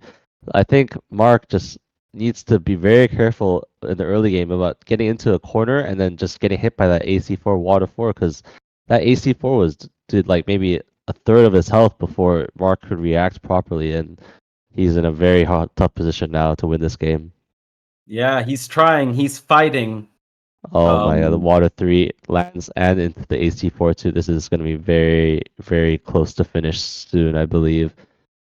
Yeah, once this lock comes down, it might just spell GG. Yep. There it is. There's gonna be another headshot coming Tailwind. out with the dash. He doesn't get away from it. It hits, Oh and my bam, goodness. bam, Mark just schmelts away Oh my. into the sunset. Wow, that was a very well executed combo and very quick too. I think Mark is not aware enough of the AC4 damage. It seems like he's taking too much of it too easily in the early game. He needs to either stand behind his apostles or position in a way where the AC4 is going to come out, avoid that damage, or if he has tailwind in his build, he needs to cancel the AC4 because AC4 can be canceled relatively easily. So Mark has to kind of figure out I need to not get hit by too much in the early game. Because his build right now with the Earth 6, if he can get to the end game, he is favored. But it's all about this early game damage. And you see every time it's a follow up into AC4, and then the Water 3 will follow after the AC4. So if Mark can survive this Oh. initial combo, it's going to be good. And then he gets hit by the magic bomb as well. There's so many things Mark is trying to avoid. He ends up running into all of them. You know, that can happen sometimes. And Gonzalo has been playing some very, very fine Apeiron so far. This is very impressive. Oh my goodness. Like every time there's a combo in Gonzalo's hands, he's landing it pretty much every time. There's always landing the follow up into the Water 3, AC4 into Water 3. He's not really missing many of his windows for combos, and that's proving to be the main difference. I mean, Mark's just on less than half HP. He's probably gonna lose this game just because of that health deficit. Yeah, no, it's looking like it. It's looking like Gonzalo has Mark's number. This is another amazing build we're seeing. It's just everything seems to be working for Gonzalo. It's the first time we've seen the build, and he's looking to get a clean 4-0. It's beautiful. I love to see it. It's absolutely amazing. So actually, in this scenario, it's not unwinnable for Mark. He's to not take too much damage, but he's Ah, getting comboed. He's getting ah. comboed by the Water 3s. But actually, he's kind of surviving. If he can survive actually a bit more, he has complete apostle advantage. So it is possible to win, but he would have to play Ooh, he got pretty a knock. perfectly. He got Oh a my god, knock. the He got a stun too. stun. Okay, this is what you're talking about, though. Yep. He didn't waste the smash either. He saved it. Well played, Mark. Doing big. Oh boy. Oh boy. Yeah, you need to get away. You need to get Water 3. away somehow. Oh Water boy, 3 is coming. this is scary. I think that's it. Yep, Shield, there it shield. is. Oh, Mark was Yeah. finally figuring it out too. He was really figuring it out. It was kind of like the last series, right? In the final game, it felt like the player that lost had finally kind of figured out the matchup. Yeah. Unfortunate, but Yeah. well played by Gonzalo. Yeah, just goes to show that adapting fast is actually probably the most important skill at the highest level, where you can recognize immediately after one loss, okay, why did I lose that game? What can I do to change that or to make it so that whatever win condition that my opponent had in the last game can be altered. And we can clearly see that Mark in the last game was able to at least not take so much damage early compared to before, but realized that his win condition was actually apostle advantage, and he did get the apostle advantage, but it was a bit too late at that point. But like you said, Chief, it's all about who can figure out who faster. Yeah, it's a puzzle. I see it as a puzzle. There's an early, a mid, and a late game. They are doing something, you are doing something. And depending on what both players are doing, those three phases are going to look different every time. And both Yeah. players have to figure out, okay, in the early game, what am I supposed to do? Am I supposed to put pressure? Am I supposed to kill an apostle? Which apostle am I supposed to kill? Okay, Yeah. check. And then you got to think of it from their perspective too. Okay, what do they need to do? So if they need to kill this guy, then I should probably protect this guy.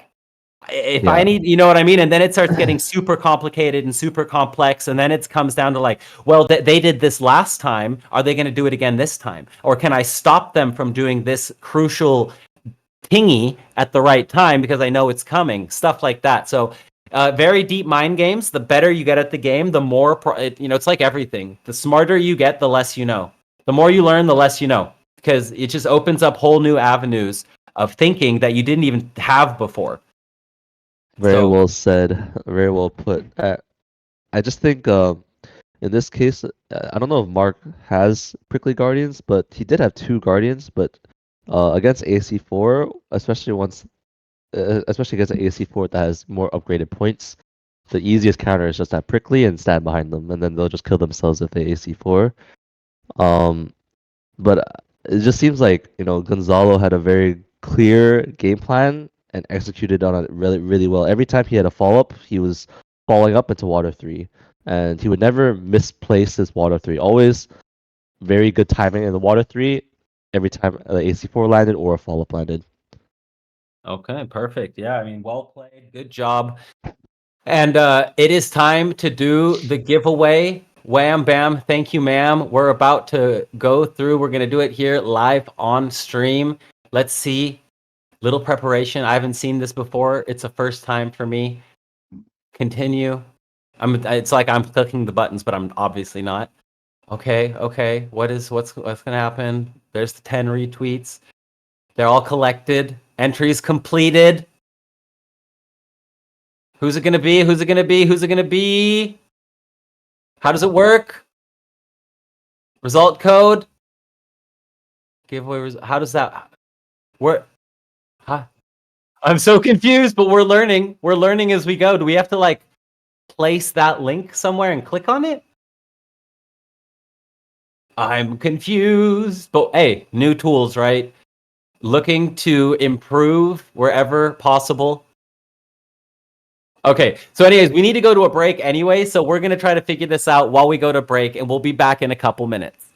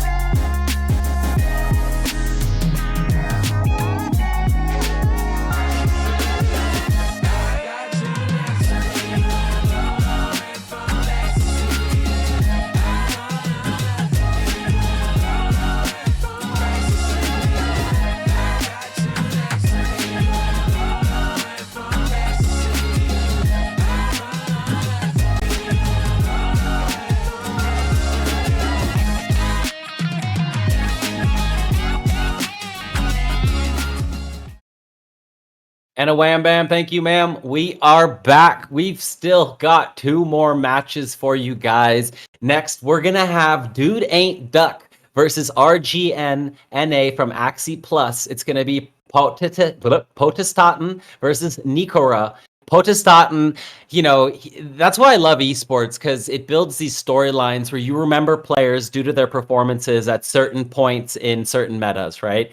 And I remember Potestaten coming out in a tournament and having all these legendary matchups with new builds that people hadn't quite seen yet, and he was just dominating in this one tournament. I think he got like third or second, but it was like the really, really well played evening where nobody expected him to do that well, and it was sick. So Potts back tonight to show us some more of his skills, but he's gonna have to go through Nikora. What do you think we're gonna get into tonight, Mr. Goddock, or this morning, I guess? Yeah, like I think you bring up a good point that about players and their storylines. The thing about Apeiron esports is that a lot of people can just come out of nowhere, and if you've got the skills, you can quickly become really good. And it just shows that anyone with the right skills and mentality can make it to the top of this game. So I think what we'll see today is for sure. I wonder what Pote is playing. I don't actually remember what he played last time. But I'm pretty sure whatever he'll play will play pretty well because I know he trains really hard and trains with really good players as well. And Nikoro is also no slouch, but I think A plus has a lot to do in terms of like climbing the ladder. It's gonna be a hard match for them. Yeah, so we're about to find out who's going to bring it home for their team. And, what did you say, Mr. Producer Man? Okay, we're going to show the giveaway. We figured it out. We figured it out. Figured it out. And guess what? Producer Man won, so we're going to run it again. If he wins again, it's not on him. But he did actually win the first try. But let's do this again so you guys can all watch. This is Web3. We're all about transparency. Maybe I win this time. They're like, rigged, rigged. If I win, we can do it again. Okay, how about that? Oh, Oh. my goodness. You broke it. That's hilarious. We can get the 11 people and honor system in chat and do it through Twitch. You're funny, bro. That's hilarious. Nah, you can only get one try at this later. First, they make you figure it out, and then they just basically say, buy me, pay for me now, or forever hold your giveaway. It is what it is. Do. Oh my goodness. So 2 more matches to go. The AGW has been delivering, ladies and gentlemen. And there's a lot of cool stuff going on right now in Ronin. I'm seeing like Pixels has a cool event going on. Runiverse also just brought out a new map. Like Ronin's been delivering some cool stuff from all around, and we are waiting next. It's gonna have Apeiron. PvE just came out. Oh. You've got to be. That is so funny. All right, well you saw it here live, Mr. Producer Man. He's rigging it somehow. Wow, that's a different program, huh? Yeah. Wow. All right. Well, congratulations. 1 apostle ticket to Mr. Producer Man. Congrats, Coveter. You got the tank on too, looking nice and swole. Yeah. Now just 10 more push-ups. 10 more push-ups. The rigger. Hashtag rigged. That's a meme right there in itself. Let me get a little screenshot of that. So clip it and ship it. Clip it and ship it. Here we go. Boom. Always making memories here at the AGW. Always making memories. We love it. So, Dude Ain't Duck, Axie Plus, going at it in our second to last match of the night. The players are almost ready. Who is going to take this home? Who is going to bring home the bacon for their team? I don't know, man. I think they're going to be pretty evenly matched, but Potts is my boy. Yeah, I think just looking on a paper, I would probably favor Protestaten to take it home. But like we said, you never know. Anyone can lose. It's always possible. And today's been another good example of that. So, whew. Little Vinny McCoveter, Imp Coveter, rigged the winner is. That's funny. That's that's really funny. Two different programs. We're out here trying to be fair and transparent, and it's like the universe is like, no, he's winning. Just let it happen. Like, fine, fine, fine. All right, we got the match underway. We have two Foresties. A Seems like lot a of lot of. Foresties, Yep, I was about to say a lot of Foresties today. which is cool to see, that these more, not so rare planets are getting such great usage. And it's also going to mean, a big change is when the boons come along, most likely. Oh yeah, the boons is definitely going to be the main game changer in terms of planet representation. Then we could get some, some of the planets out of the closet that we haven't seen before, like the archipelagos or even the tundras. Yeah, I was the only person playing Tundra in top 300, and I played Mega Dino, and like I took a game off of him, and I was so freaking happy. You have no idea. I didn't win, but like I made him try. I really made him try, and he messaged me after like, bro, that was good. That was pretty sick for a Tundra. Like, well played. I was so proud. That was like Yeah. my proudest moment in Apeiron. Yeah, I think anytime you play something like a Tundra and you can take a game off like a Delta or a Karst, that's already a win in and of itself. But Oh, it's yeah. it's gonna stay with me forever. Like that's fun. It's my moment. Then Pot's coming out strong right here in game one. Already got Nico down to half health. Nico looks focused though. He's zoned in. But Potts is just kind of doing the damage. He's trying to take out this Guardian out here, very interestingly. Yeah, he's slapping the Guardian with his auto attack, so he is running Air per 8 combo star. I think there's been quite a lot of combo star players that I've seen recently, actually. I myself, I've also been experimenting with combo star. It's a really strong skill, actually, if used correctly. And Pod is just completely dominating, full HP, zip zap running item. He's just gonna auto him to death now, presumably. And Nikora is in a world of trouble. Yeah, I mean, that's something a lot of players don't realize. And when I was playing more consistently, I was not very good at it. It's getting in your auto attacks. Weaving in your auto attacks between moves, between dashes, between juking their stuff. Like, it's really hard to do it right against good players that are, placing their skill shots correctly. So it leaves for such a high level of skill. That's why, I think League of Legends players will really enjoy and Apeiron. Dota players. And Dota players, exactly. That's where I think, onboarding Web 2 to Web 3, that's how Apeiron does it, right? We need to find ways to find these League players. And there's so many League and Apeiron or Dota players like that are really good and they have a following and they're not professionals. There's so many. There's like 100,000 in each game, I'm sure, like semi-pro or million in each game, semi-pro players, and then 100,000 of them stream and have a community that, they could bring over and show the awesome beauty of Apeiron. So I think that's somewhere that, we all need to look in this next phase as the game becomes more complete. And, it's a game that we can show a League of Legends semi-pro amateur, and they'll be like, ooh, yeah, baby, this is sick. I like this. Yeah, so we've actually been trying to get more Web 2 KOLs that do play like League and Dota to come in and try our game. We've actually gotten like some pretty big people, like for example Bob Chin XD, who's a Challenger League of Legends streamer who works for who streams for Team Liquid.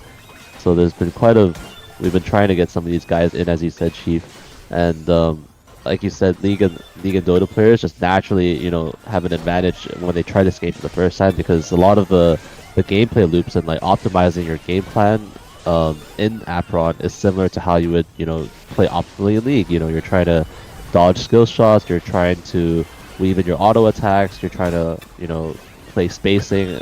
A lot of the similar concepts appear in these games. You just remove last hitting, but in return you have cards instead of these abilities that are always the same. It actually just leaves for even more higher skill ceiling in the 1v1, right? A part of League and Dota is obviously the team aspect, which is why, that's different. But when it comes to like a solo mid lane, it's very comparable, very, very comparable. And the creeps just last longer, right? And you don't get a bonus. Maybe just play to even give a small bonus if you last hit an apostle. Oh, right? that's actually an interesting idea. Right? That's quite interesting. Like a 1% buff for the rest of the game in certain stats or something. Just something small, but like to make people really focus on that and get those last hits. You never know. That could be a thought. But, Yeah. sorry, we were chit-chatting that one. Pots coming out, just showing dominant fashion right here. Nico is going to need to make some switcheroos for 2. And I don't mean switcheroo the card necessarily, but that might be a good one to add another one into the game. I think Pot's just able to completely get the advantage because his spacing and his use of auto attacks and like his focusing of apostles is really on point. I feel like there was never a moment in that game where Potts was like lost or wasn't sure like what his objective was. He clearly knew from the beginning. I have to auto these apostles, focus these certain apostles. Then I can zip zap with the space I bought and then just auto him to death. So well played to Potts. Yeah. And back to that last hit idea. So let's imagine you get all 4 last hits, right? So you get 4%, and how much is 4% compared to the skill tree? The things that you're getting at the top level, right? That's how Well, I'm trying to think. What is it like a 4% increase in damage like across the board, or like because there's different that? ways we can allocate this percentage. Yeah, it's interesting, right? Like, and maybe even for different planets, different stats get boosted to help with balancing certain things. Like it kind of leaves a whole new avenue of it's a small change though, right? It's 1% if last hit is achieved, and then it can allow you guys as the developers to kind of play with that, and it could be the same for everyone, or it could be different for each planet archetype. Yeah, I mean, definitely an interesting idea. I wonder how much time it would add to the pipeline, because Oh yeah, no, for sure. yeah, um, yeah. I mean, the constant thing with Apeiron and trying to like what I've noticed after spending some time here is that the dev pipeline is trickier than you may like ever think. It's just so many little things that can add just time to the pipeline, which is why I guess like developing Fury and Fate has been quite of a challenge, but Fury will definitely be really cool once it's out. It's because of NFTs also, right? That makes it more complicated when you change people's things that they spent money on. It's just it's a whole new balance, right? And that's what a lot of people don't understand. It takes years to create a good game, and Web3 doesn't make it easier. It makes it harder, because you also have to think about the economy. You have to think about, a token or multiple tokens. You have to think about the NFTs. You have to think about how to keep them balanced, how to keep the holders happy, as well as the players happy. And the players are often not the holders. So it's a really tough balance at that point. So you just summed up Web3 in a single blurb right there, Chief. Yeah, that's pretty much. I've been here since the beginning. So I've been watching it, and I've been a part of I was a part of Axie V2 balancing, and when it just started, and it was crazy. I came up with a lot of the builds back then that are good now, because in theory they should have been good, but the game balancing took 3 years, and 3 years later, the idea they had came more into fruition because they had a lot of time to iterate, and actually they stopped iterating for a while because of Origins. So it's similar to what you guys are going through, like with the PvE and then this and then that, and not being able to focus on like the PvP, right? Or for example, and the balance. But it's a challenge all games, especially Web3 games, are dealing with, and that's why we all need to work together to try to beat the challenge, right? That's how it is. Life is a puzzle, and we're constantly being pushed, and we're constantly trying to figure out how to fix it. And we do see Nico fighting back here. He does have his 2 apostles. He is pushing, but the life, the HP is not what you want to see. He is fighting really well, though. I'm loving all this, but you got to stop taking those auto attacks. You can't afford it. Oh, there's another one. Does get up to the shield here. He is getting slapped around by Pote's auto attack, and there we go. I mean, I think what I noticed in this game is that Pote able to land crucial like CCs near the beginning of the game to get the early health chunk, and then he just focused completely on killing killing Nico's apostles. And I think Nico, he needs to figure out how to survive the early game damage while landing his vault and also taking out Pote's apostles down too. I think Pote is definitely doing a better job of killing off Nico's apostles than Nico is. And he is playing Earth 5 too, so the apostle killing shouldn't be a problem, but for some reason he is getting disadvantaged in terms of apostles. Maybe it's because of the auto attacks, but definitely Nico needs to adapt in some way here. Yeah, I mean, this is his last chance, or else Dude Ain't Duck is going to be moving back up, while RGN is going to be stuck in a rut, and that is not what they want to do ending this week of the AGW. There's next week is one more set of matches, right? And then is there a break, or how are we gonna finish it off? Do you know that yet?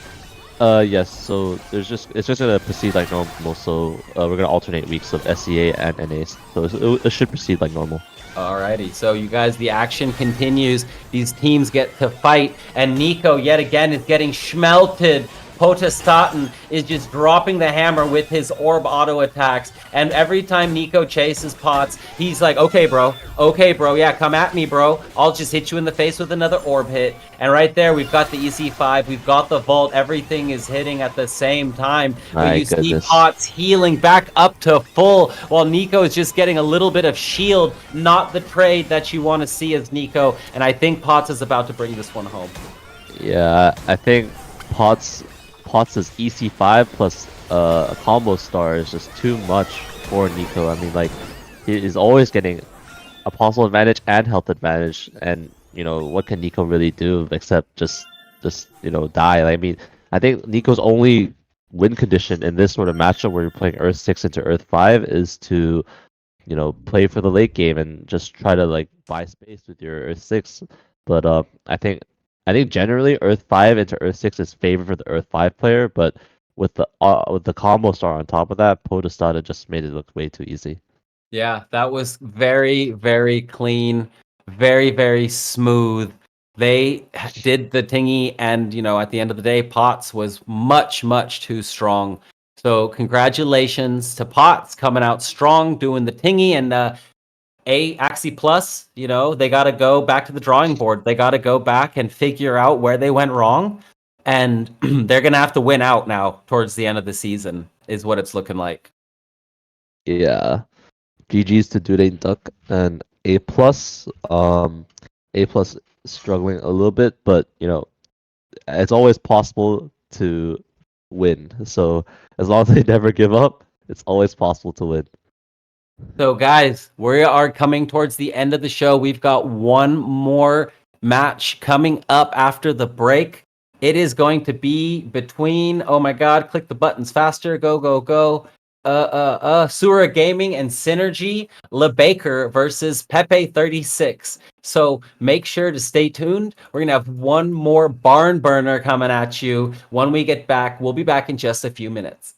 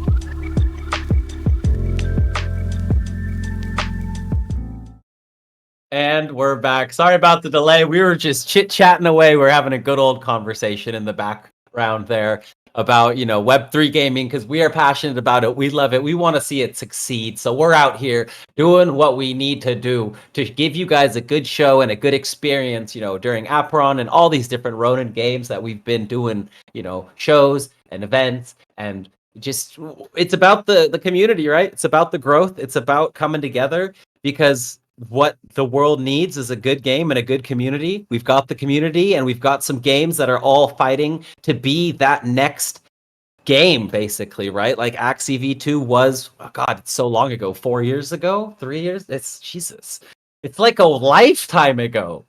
The Axie stuff. Like, it's so crazy. So we are here in the second iteration of Web3 gaming, ladies and gents, and you guys have stuck around and you guys have been absolutely amazing. So thank you guys for sticking around. God Dog, thank you guys for fighting and building and continuing to deliver. And right now we're seeing some of the fruits of your guys' labor. We're seeing how good the competition has been and how, diverse the gameplay has been and the choice of planets and apostles, etc. Yeah. Like you said, Chief, we're just trying to make our game work, and it's coming, guys. Like once we release more stuff, we'll definitely be in a state of hype, and hope you guys are looking forward to that. And we appreciate all the players for their patience, and our project definitely not perfect by any means, but we're doing our best, and we're gonna repay your guys' faith. So just keep going, guys. Keep playing your games, keep giving them data. Because, something I got to say is you guys cannot deliver balance without data. And the community's done a good job. You guys have given them enough. You've been given enough data that you've made changes that have made the game much better, like competitively, right? The balance as a caster is always very important when I'm watching a match. That it's like, all right, I don't know who's gonna win. That's all we want, right? That's all. Yeah. That's all a gamer ever wants, or that's all a viewer ever wants, is to be like, all right, I don't know what's gonna happen right now. I am Yeah. watching to see what's going to happen, and it's been like that for the last 2 weeks, and it's been really, really nice. I've really been enjoying these casts. I've been enjoying these matches, and I think we're going to have another good one here. We got Pepe, who was the first person in the stream today. He was ready to rumble. He even called. He's like, first! And then he's like, all right, LeBaker, I'll talk to you later, bro. We're playing last. Water Peace. 6. Oh, yes. We asked for it, and we got it. And here we did get it. against EC5. So we have some massive damage going onto the apostles from both sides here. We're going to have the extra heal coming out from the EC5, and we're going to have the extra shred and diameter coming from the Water 6. Yeah, so I've been playing Water 6 for fun recently, and what I've noticed in the current meta is kind of all about apostle clear. Who can clear each other's apostles faster and more efficiently.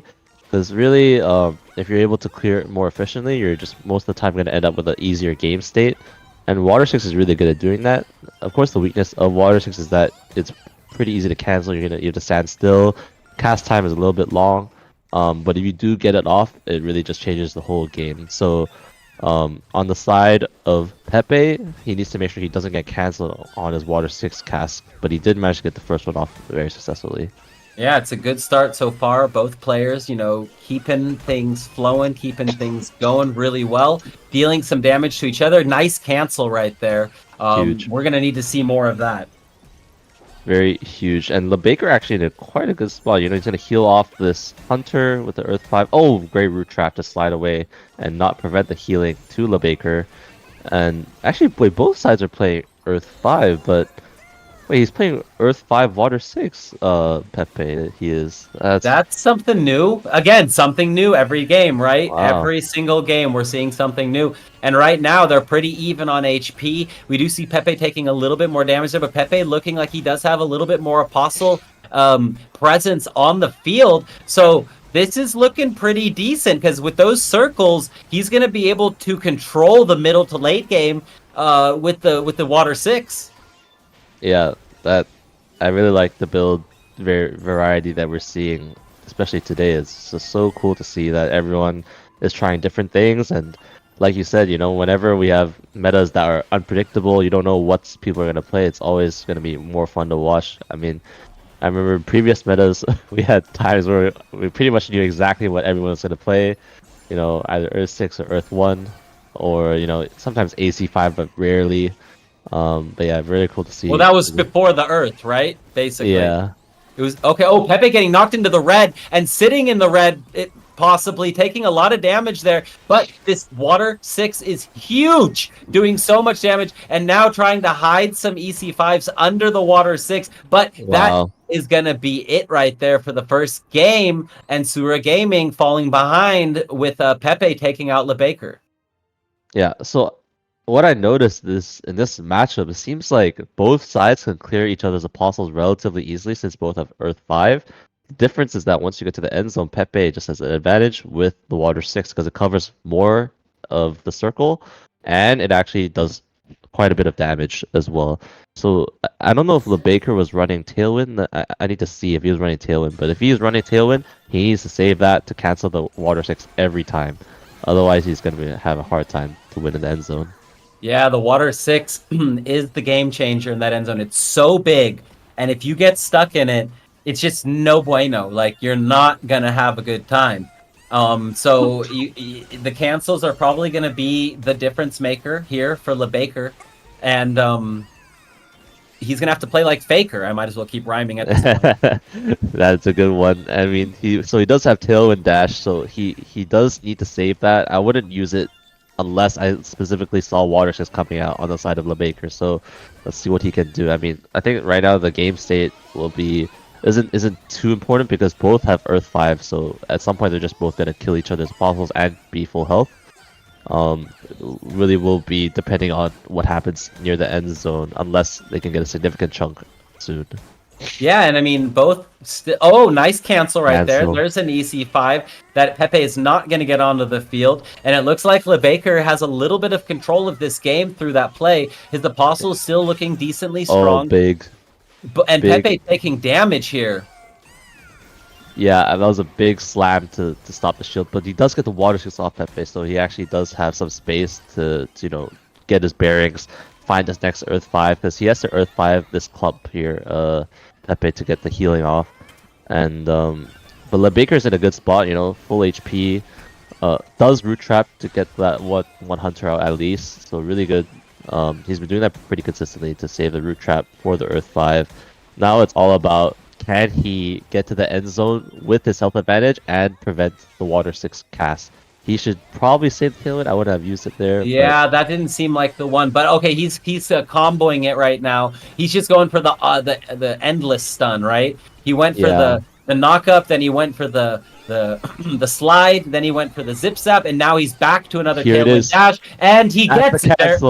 There it is. You called it. We've been talking about it, and he hits it. So now all of a sudden, oh wait, don't let. It's still not over till the fat lady sings, but that was exactly what. Look at LeBaker's already like, come on, one more. Shirley Temple, Shirley Shmemple. There we go. All right, that was getting a little bit dicey at the end there, but he does close it out, LeBaker, and that was a very good sequence of events there. Actually, if you think about it, the whole advantage of LeBaker started from when he canceled that first Earth 5, and after that, he was able to get the welcome to the slam, and from then on, he was actually in control. So it really only takes one cancel and one crucial skill, and you're just in an advantage. So let's see if LeBaker can replicate that. On the side of Pepe, I think he just has to try and avoid getting canceled on the Earth 5, because he actually lost a lot of HP just from getting canceled there, because he couldn't regen anymore. Can you hold it down for 1 second? Oh, yeah, no problem. So we got the Water 6 coming out again. No cancel this time. So we do get the Earth 5 coming out from LeBaker, just killing off these Guardians at the front. And I wonder if they're running Prickly. No, they have no Prickly, it seems like. So this Guardian will drop. I think on the side of LeBaker, looks pretty good so far. I mean, like, he's got relatively even apostles. I mean, both sides are quite even at the moment. As we said earlier, it will all depend on who can get to the end zone with relatively higher HP.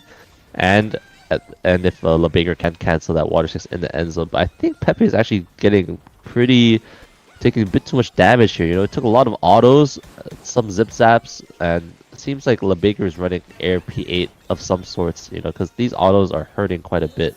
Yeah, Pepe is not really respecting the autos here from LeBaker. He's not. Kind of just. And he's Yeah, not returning fire either. I mean, even if he returns and trades, it's not going to be a good trade because the orb is stronger. But you're right, he's not respecting the autos. He does get away from that one. He does get his EC5 off, but it doesn't look like it's going to matter. That's it. Pepe is getting reversed here, and LeBaker now taking a big puff of his vape, like, yep, I lost game 1, but we out here, baby, let go. Yeah, I don't really know why Pepe just kind of just took all those autos to the face, and crucially, it was like isolated autos. As you guys might know, like autos are less strong when you've got apostles next to you, and if the auto damage is spread out. But in this case, Pepe was just taking those autos isolated and to the face. I think he took like 4 or 5 autos just straight to the face without really doing that much in retaliation. So I think Pepe just has to be a bit more careful about where LeBaker's damage is coming from, because LeBaker just won purely off those autos. Yeah, that was just wham, bam, wham, bam, wham, bam, and it was over. So impressive.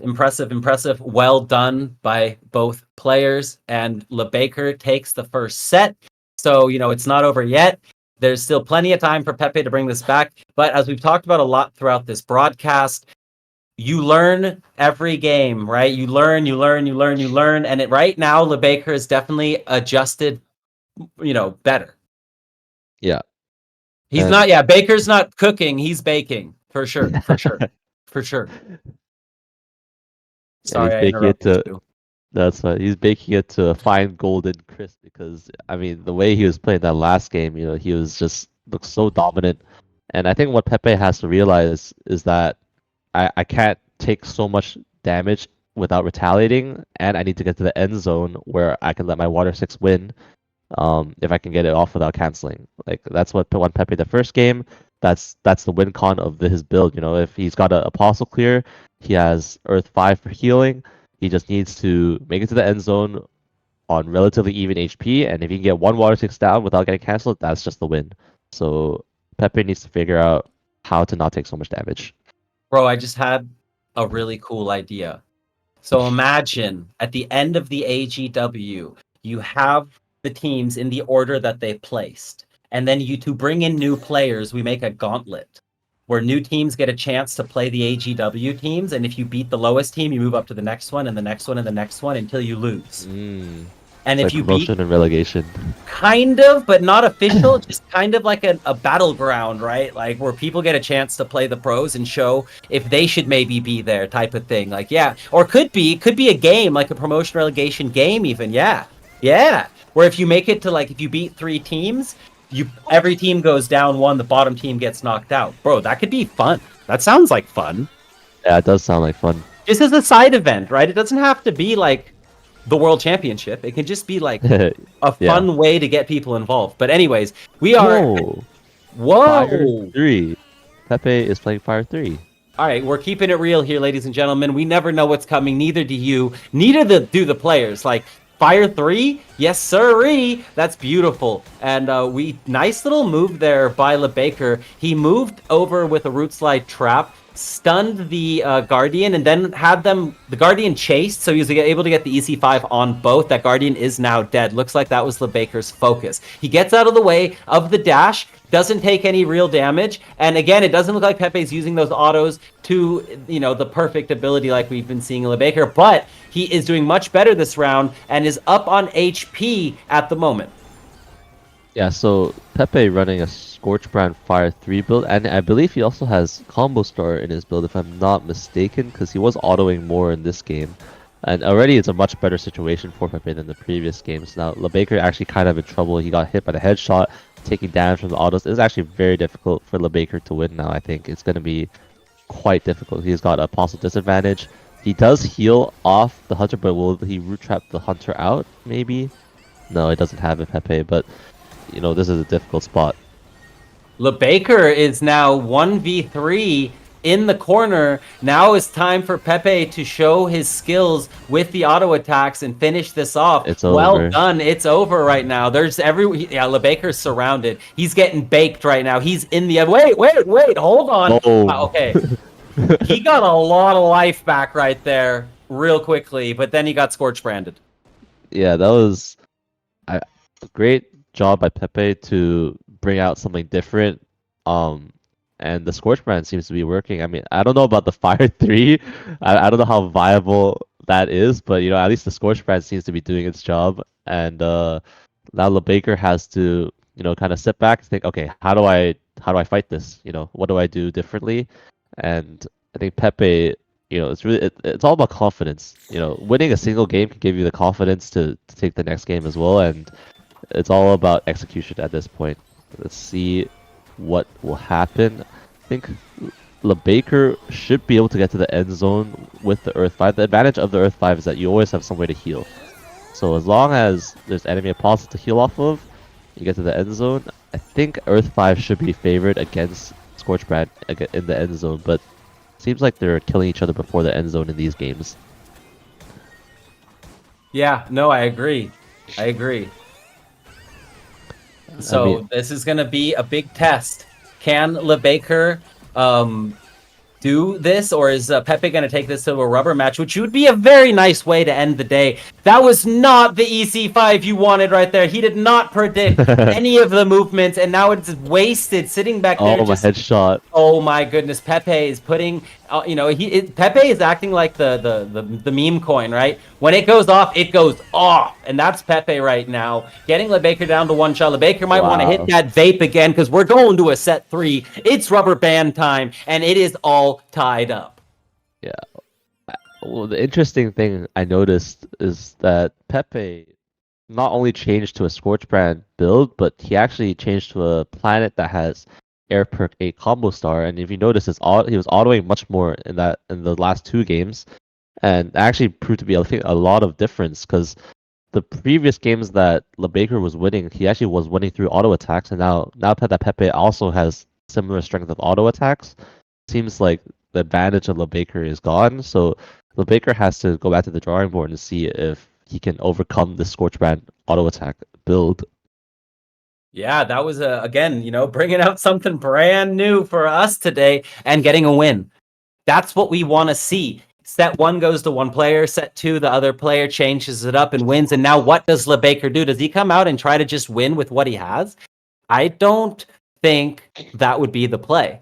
I think he needs to switch it up because LeBaker dominated that second set. Yeah, it didn't really seem like too much of an execution issue, but more of maybe a little bit positioning, but also just his build. The Earth 5 didn't look very strong into the Scorchbrand here, so have to see if he has a counter or if he just thinks, you know what, maybe it was execution, I just have to play better.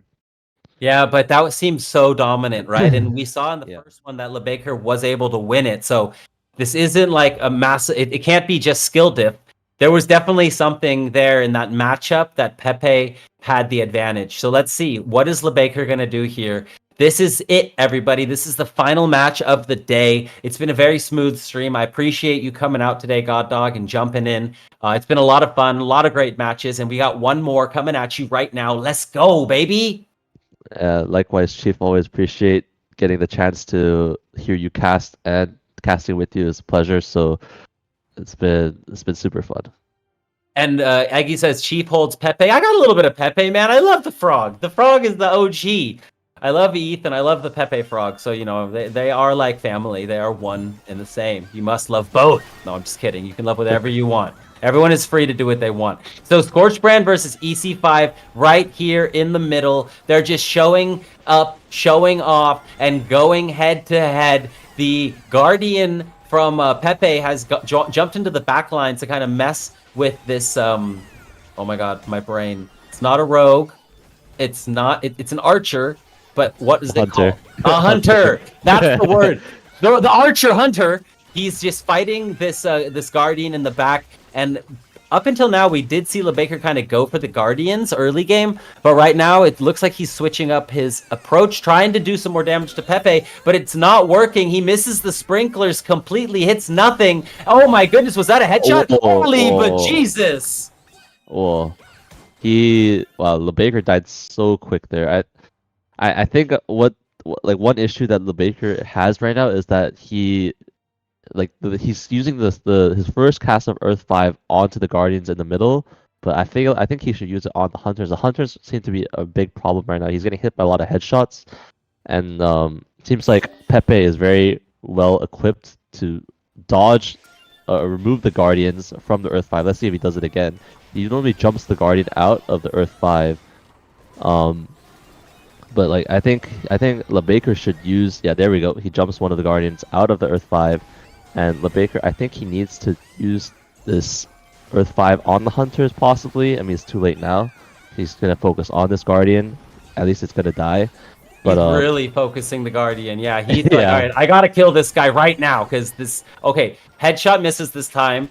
Guardian is down. LeBaker going instantly to the next Guardian, so we know what he doesn't want to mess with late game. We know what bothers him, probably because of maybe the stuns.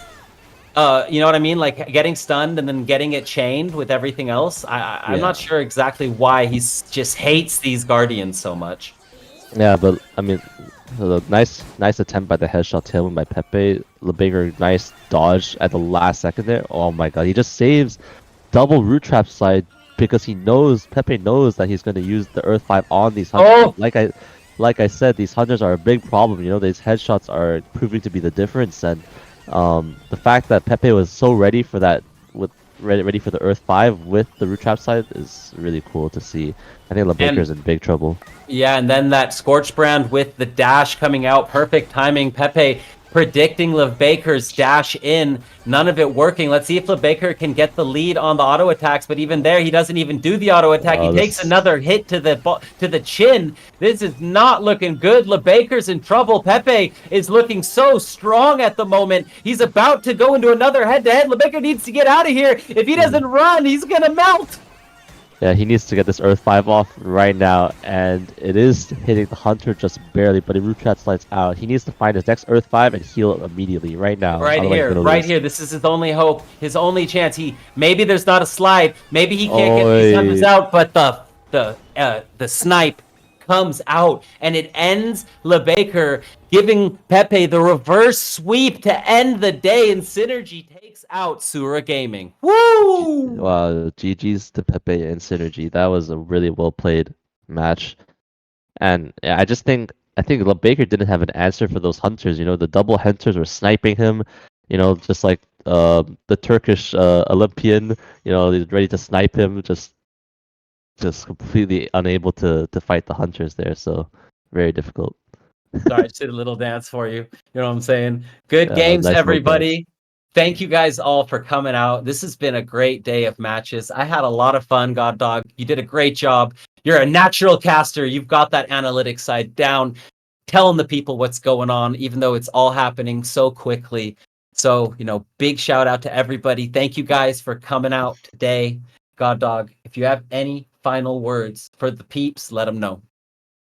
I just want to say thanks to you, Chief. Really fun to cast with you and appreciate the kind words. Thanks to the production team as well. They're the unsung heroes. You know, always here every time, running the show really well. So shout out to the E4E team. You know who you are. And thanks all the players and the spectators. Really appreciate you guys always coming out week after week to watch the Apeiron Guild Wars.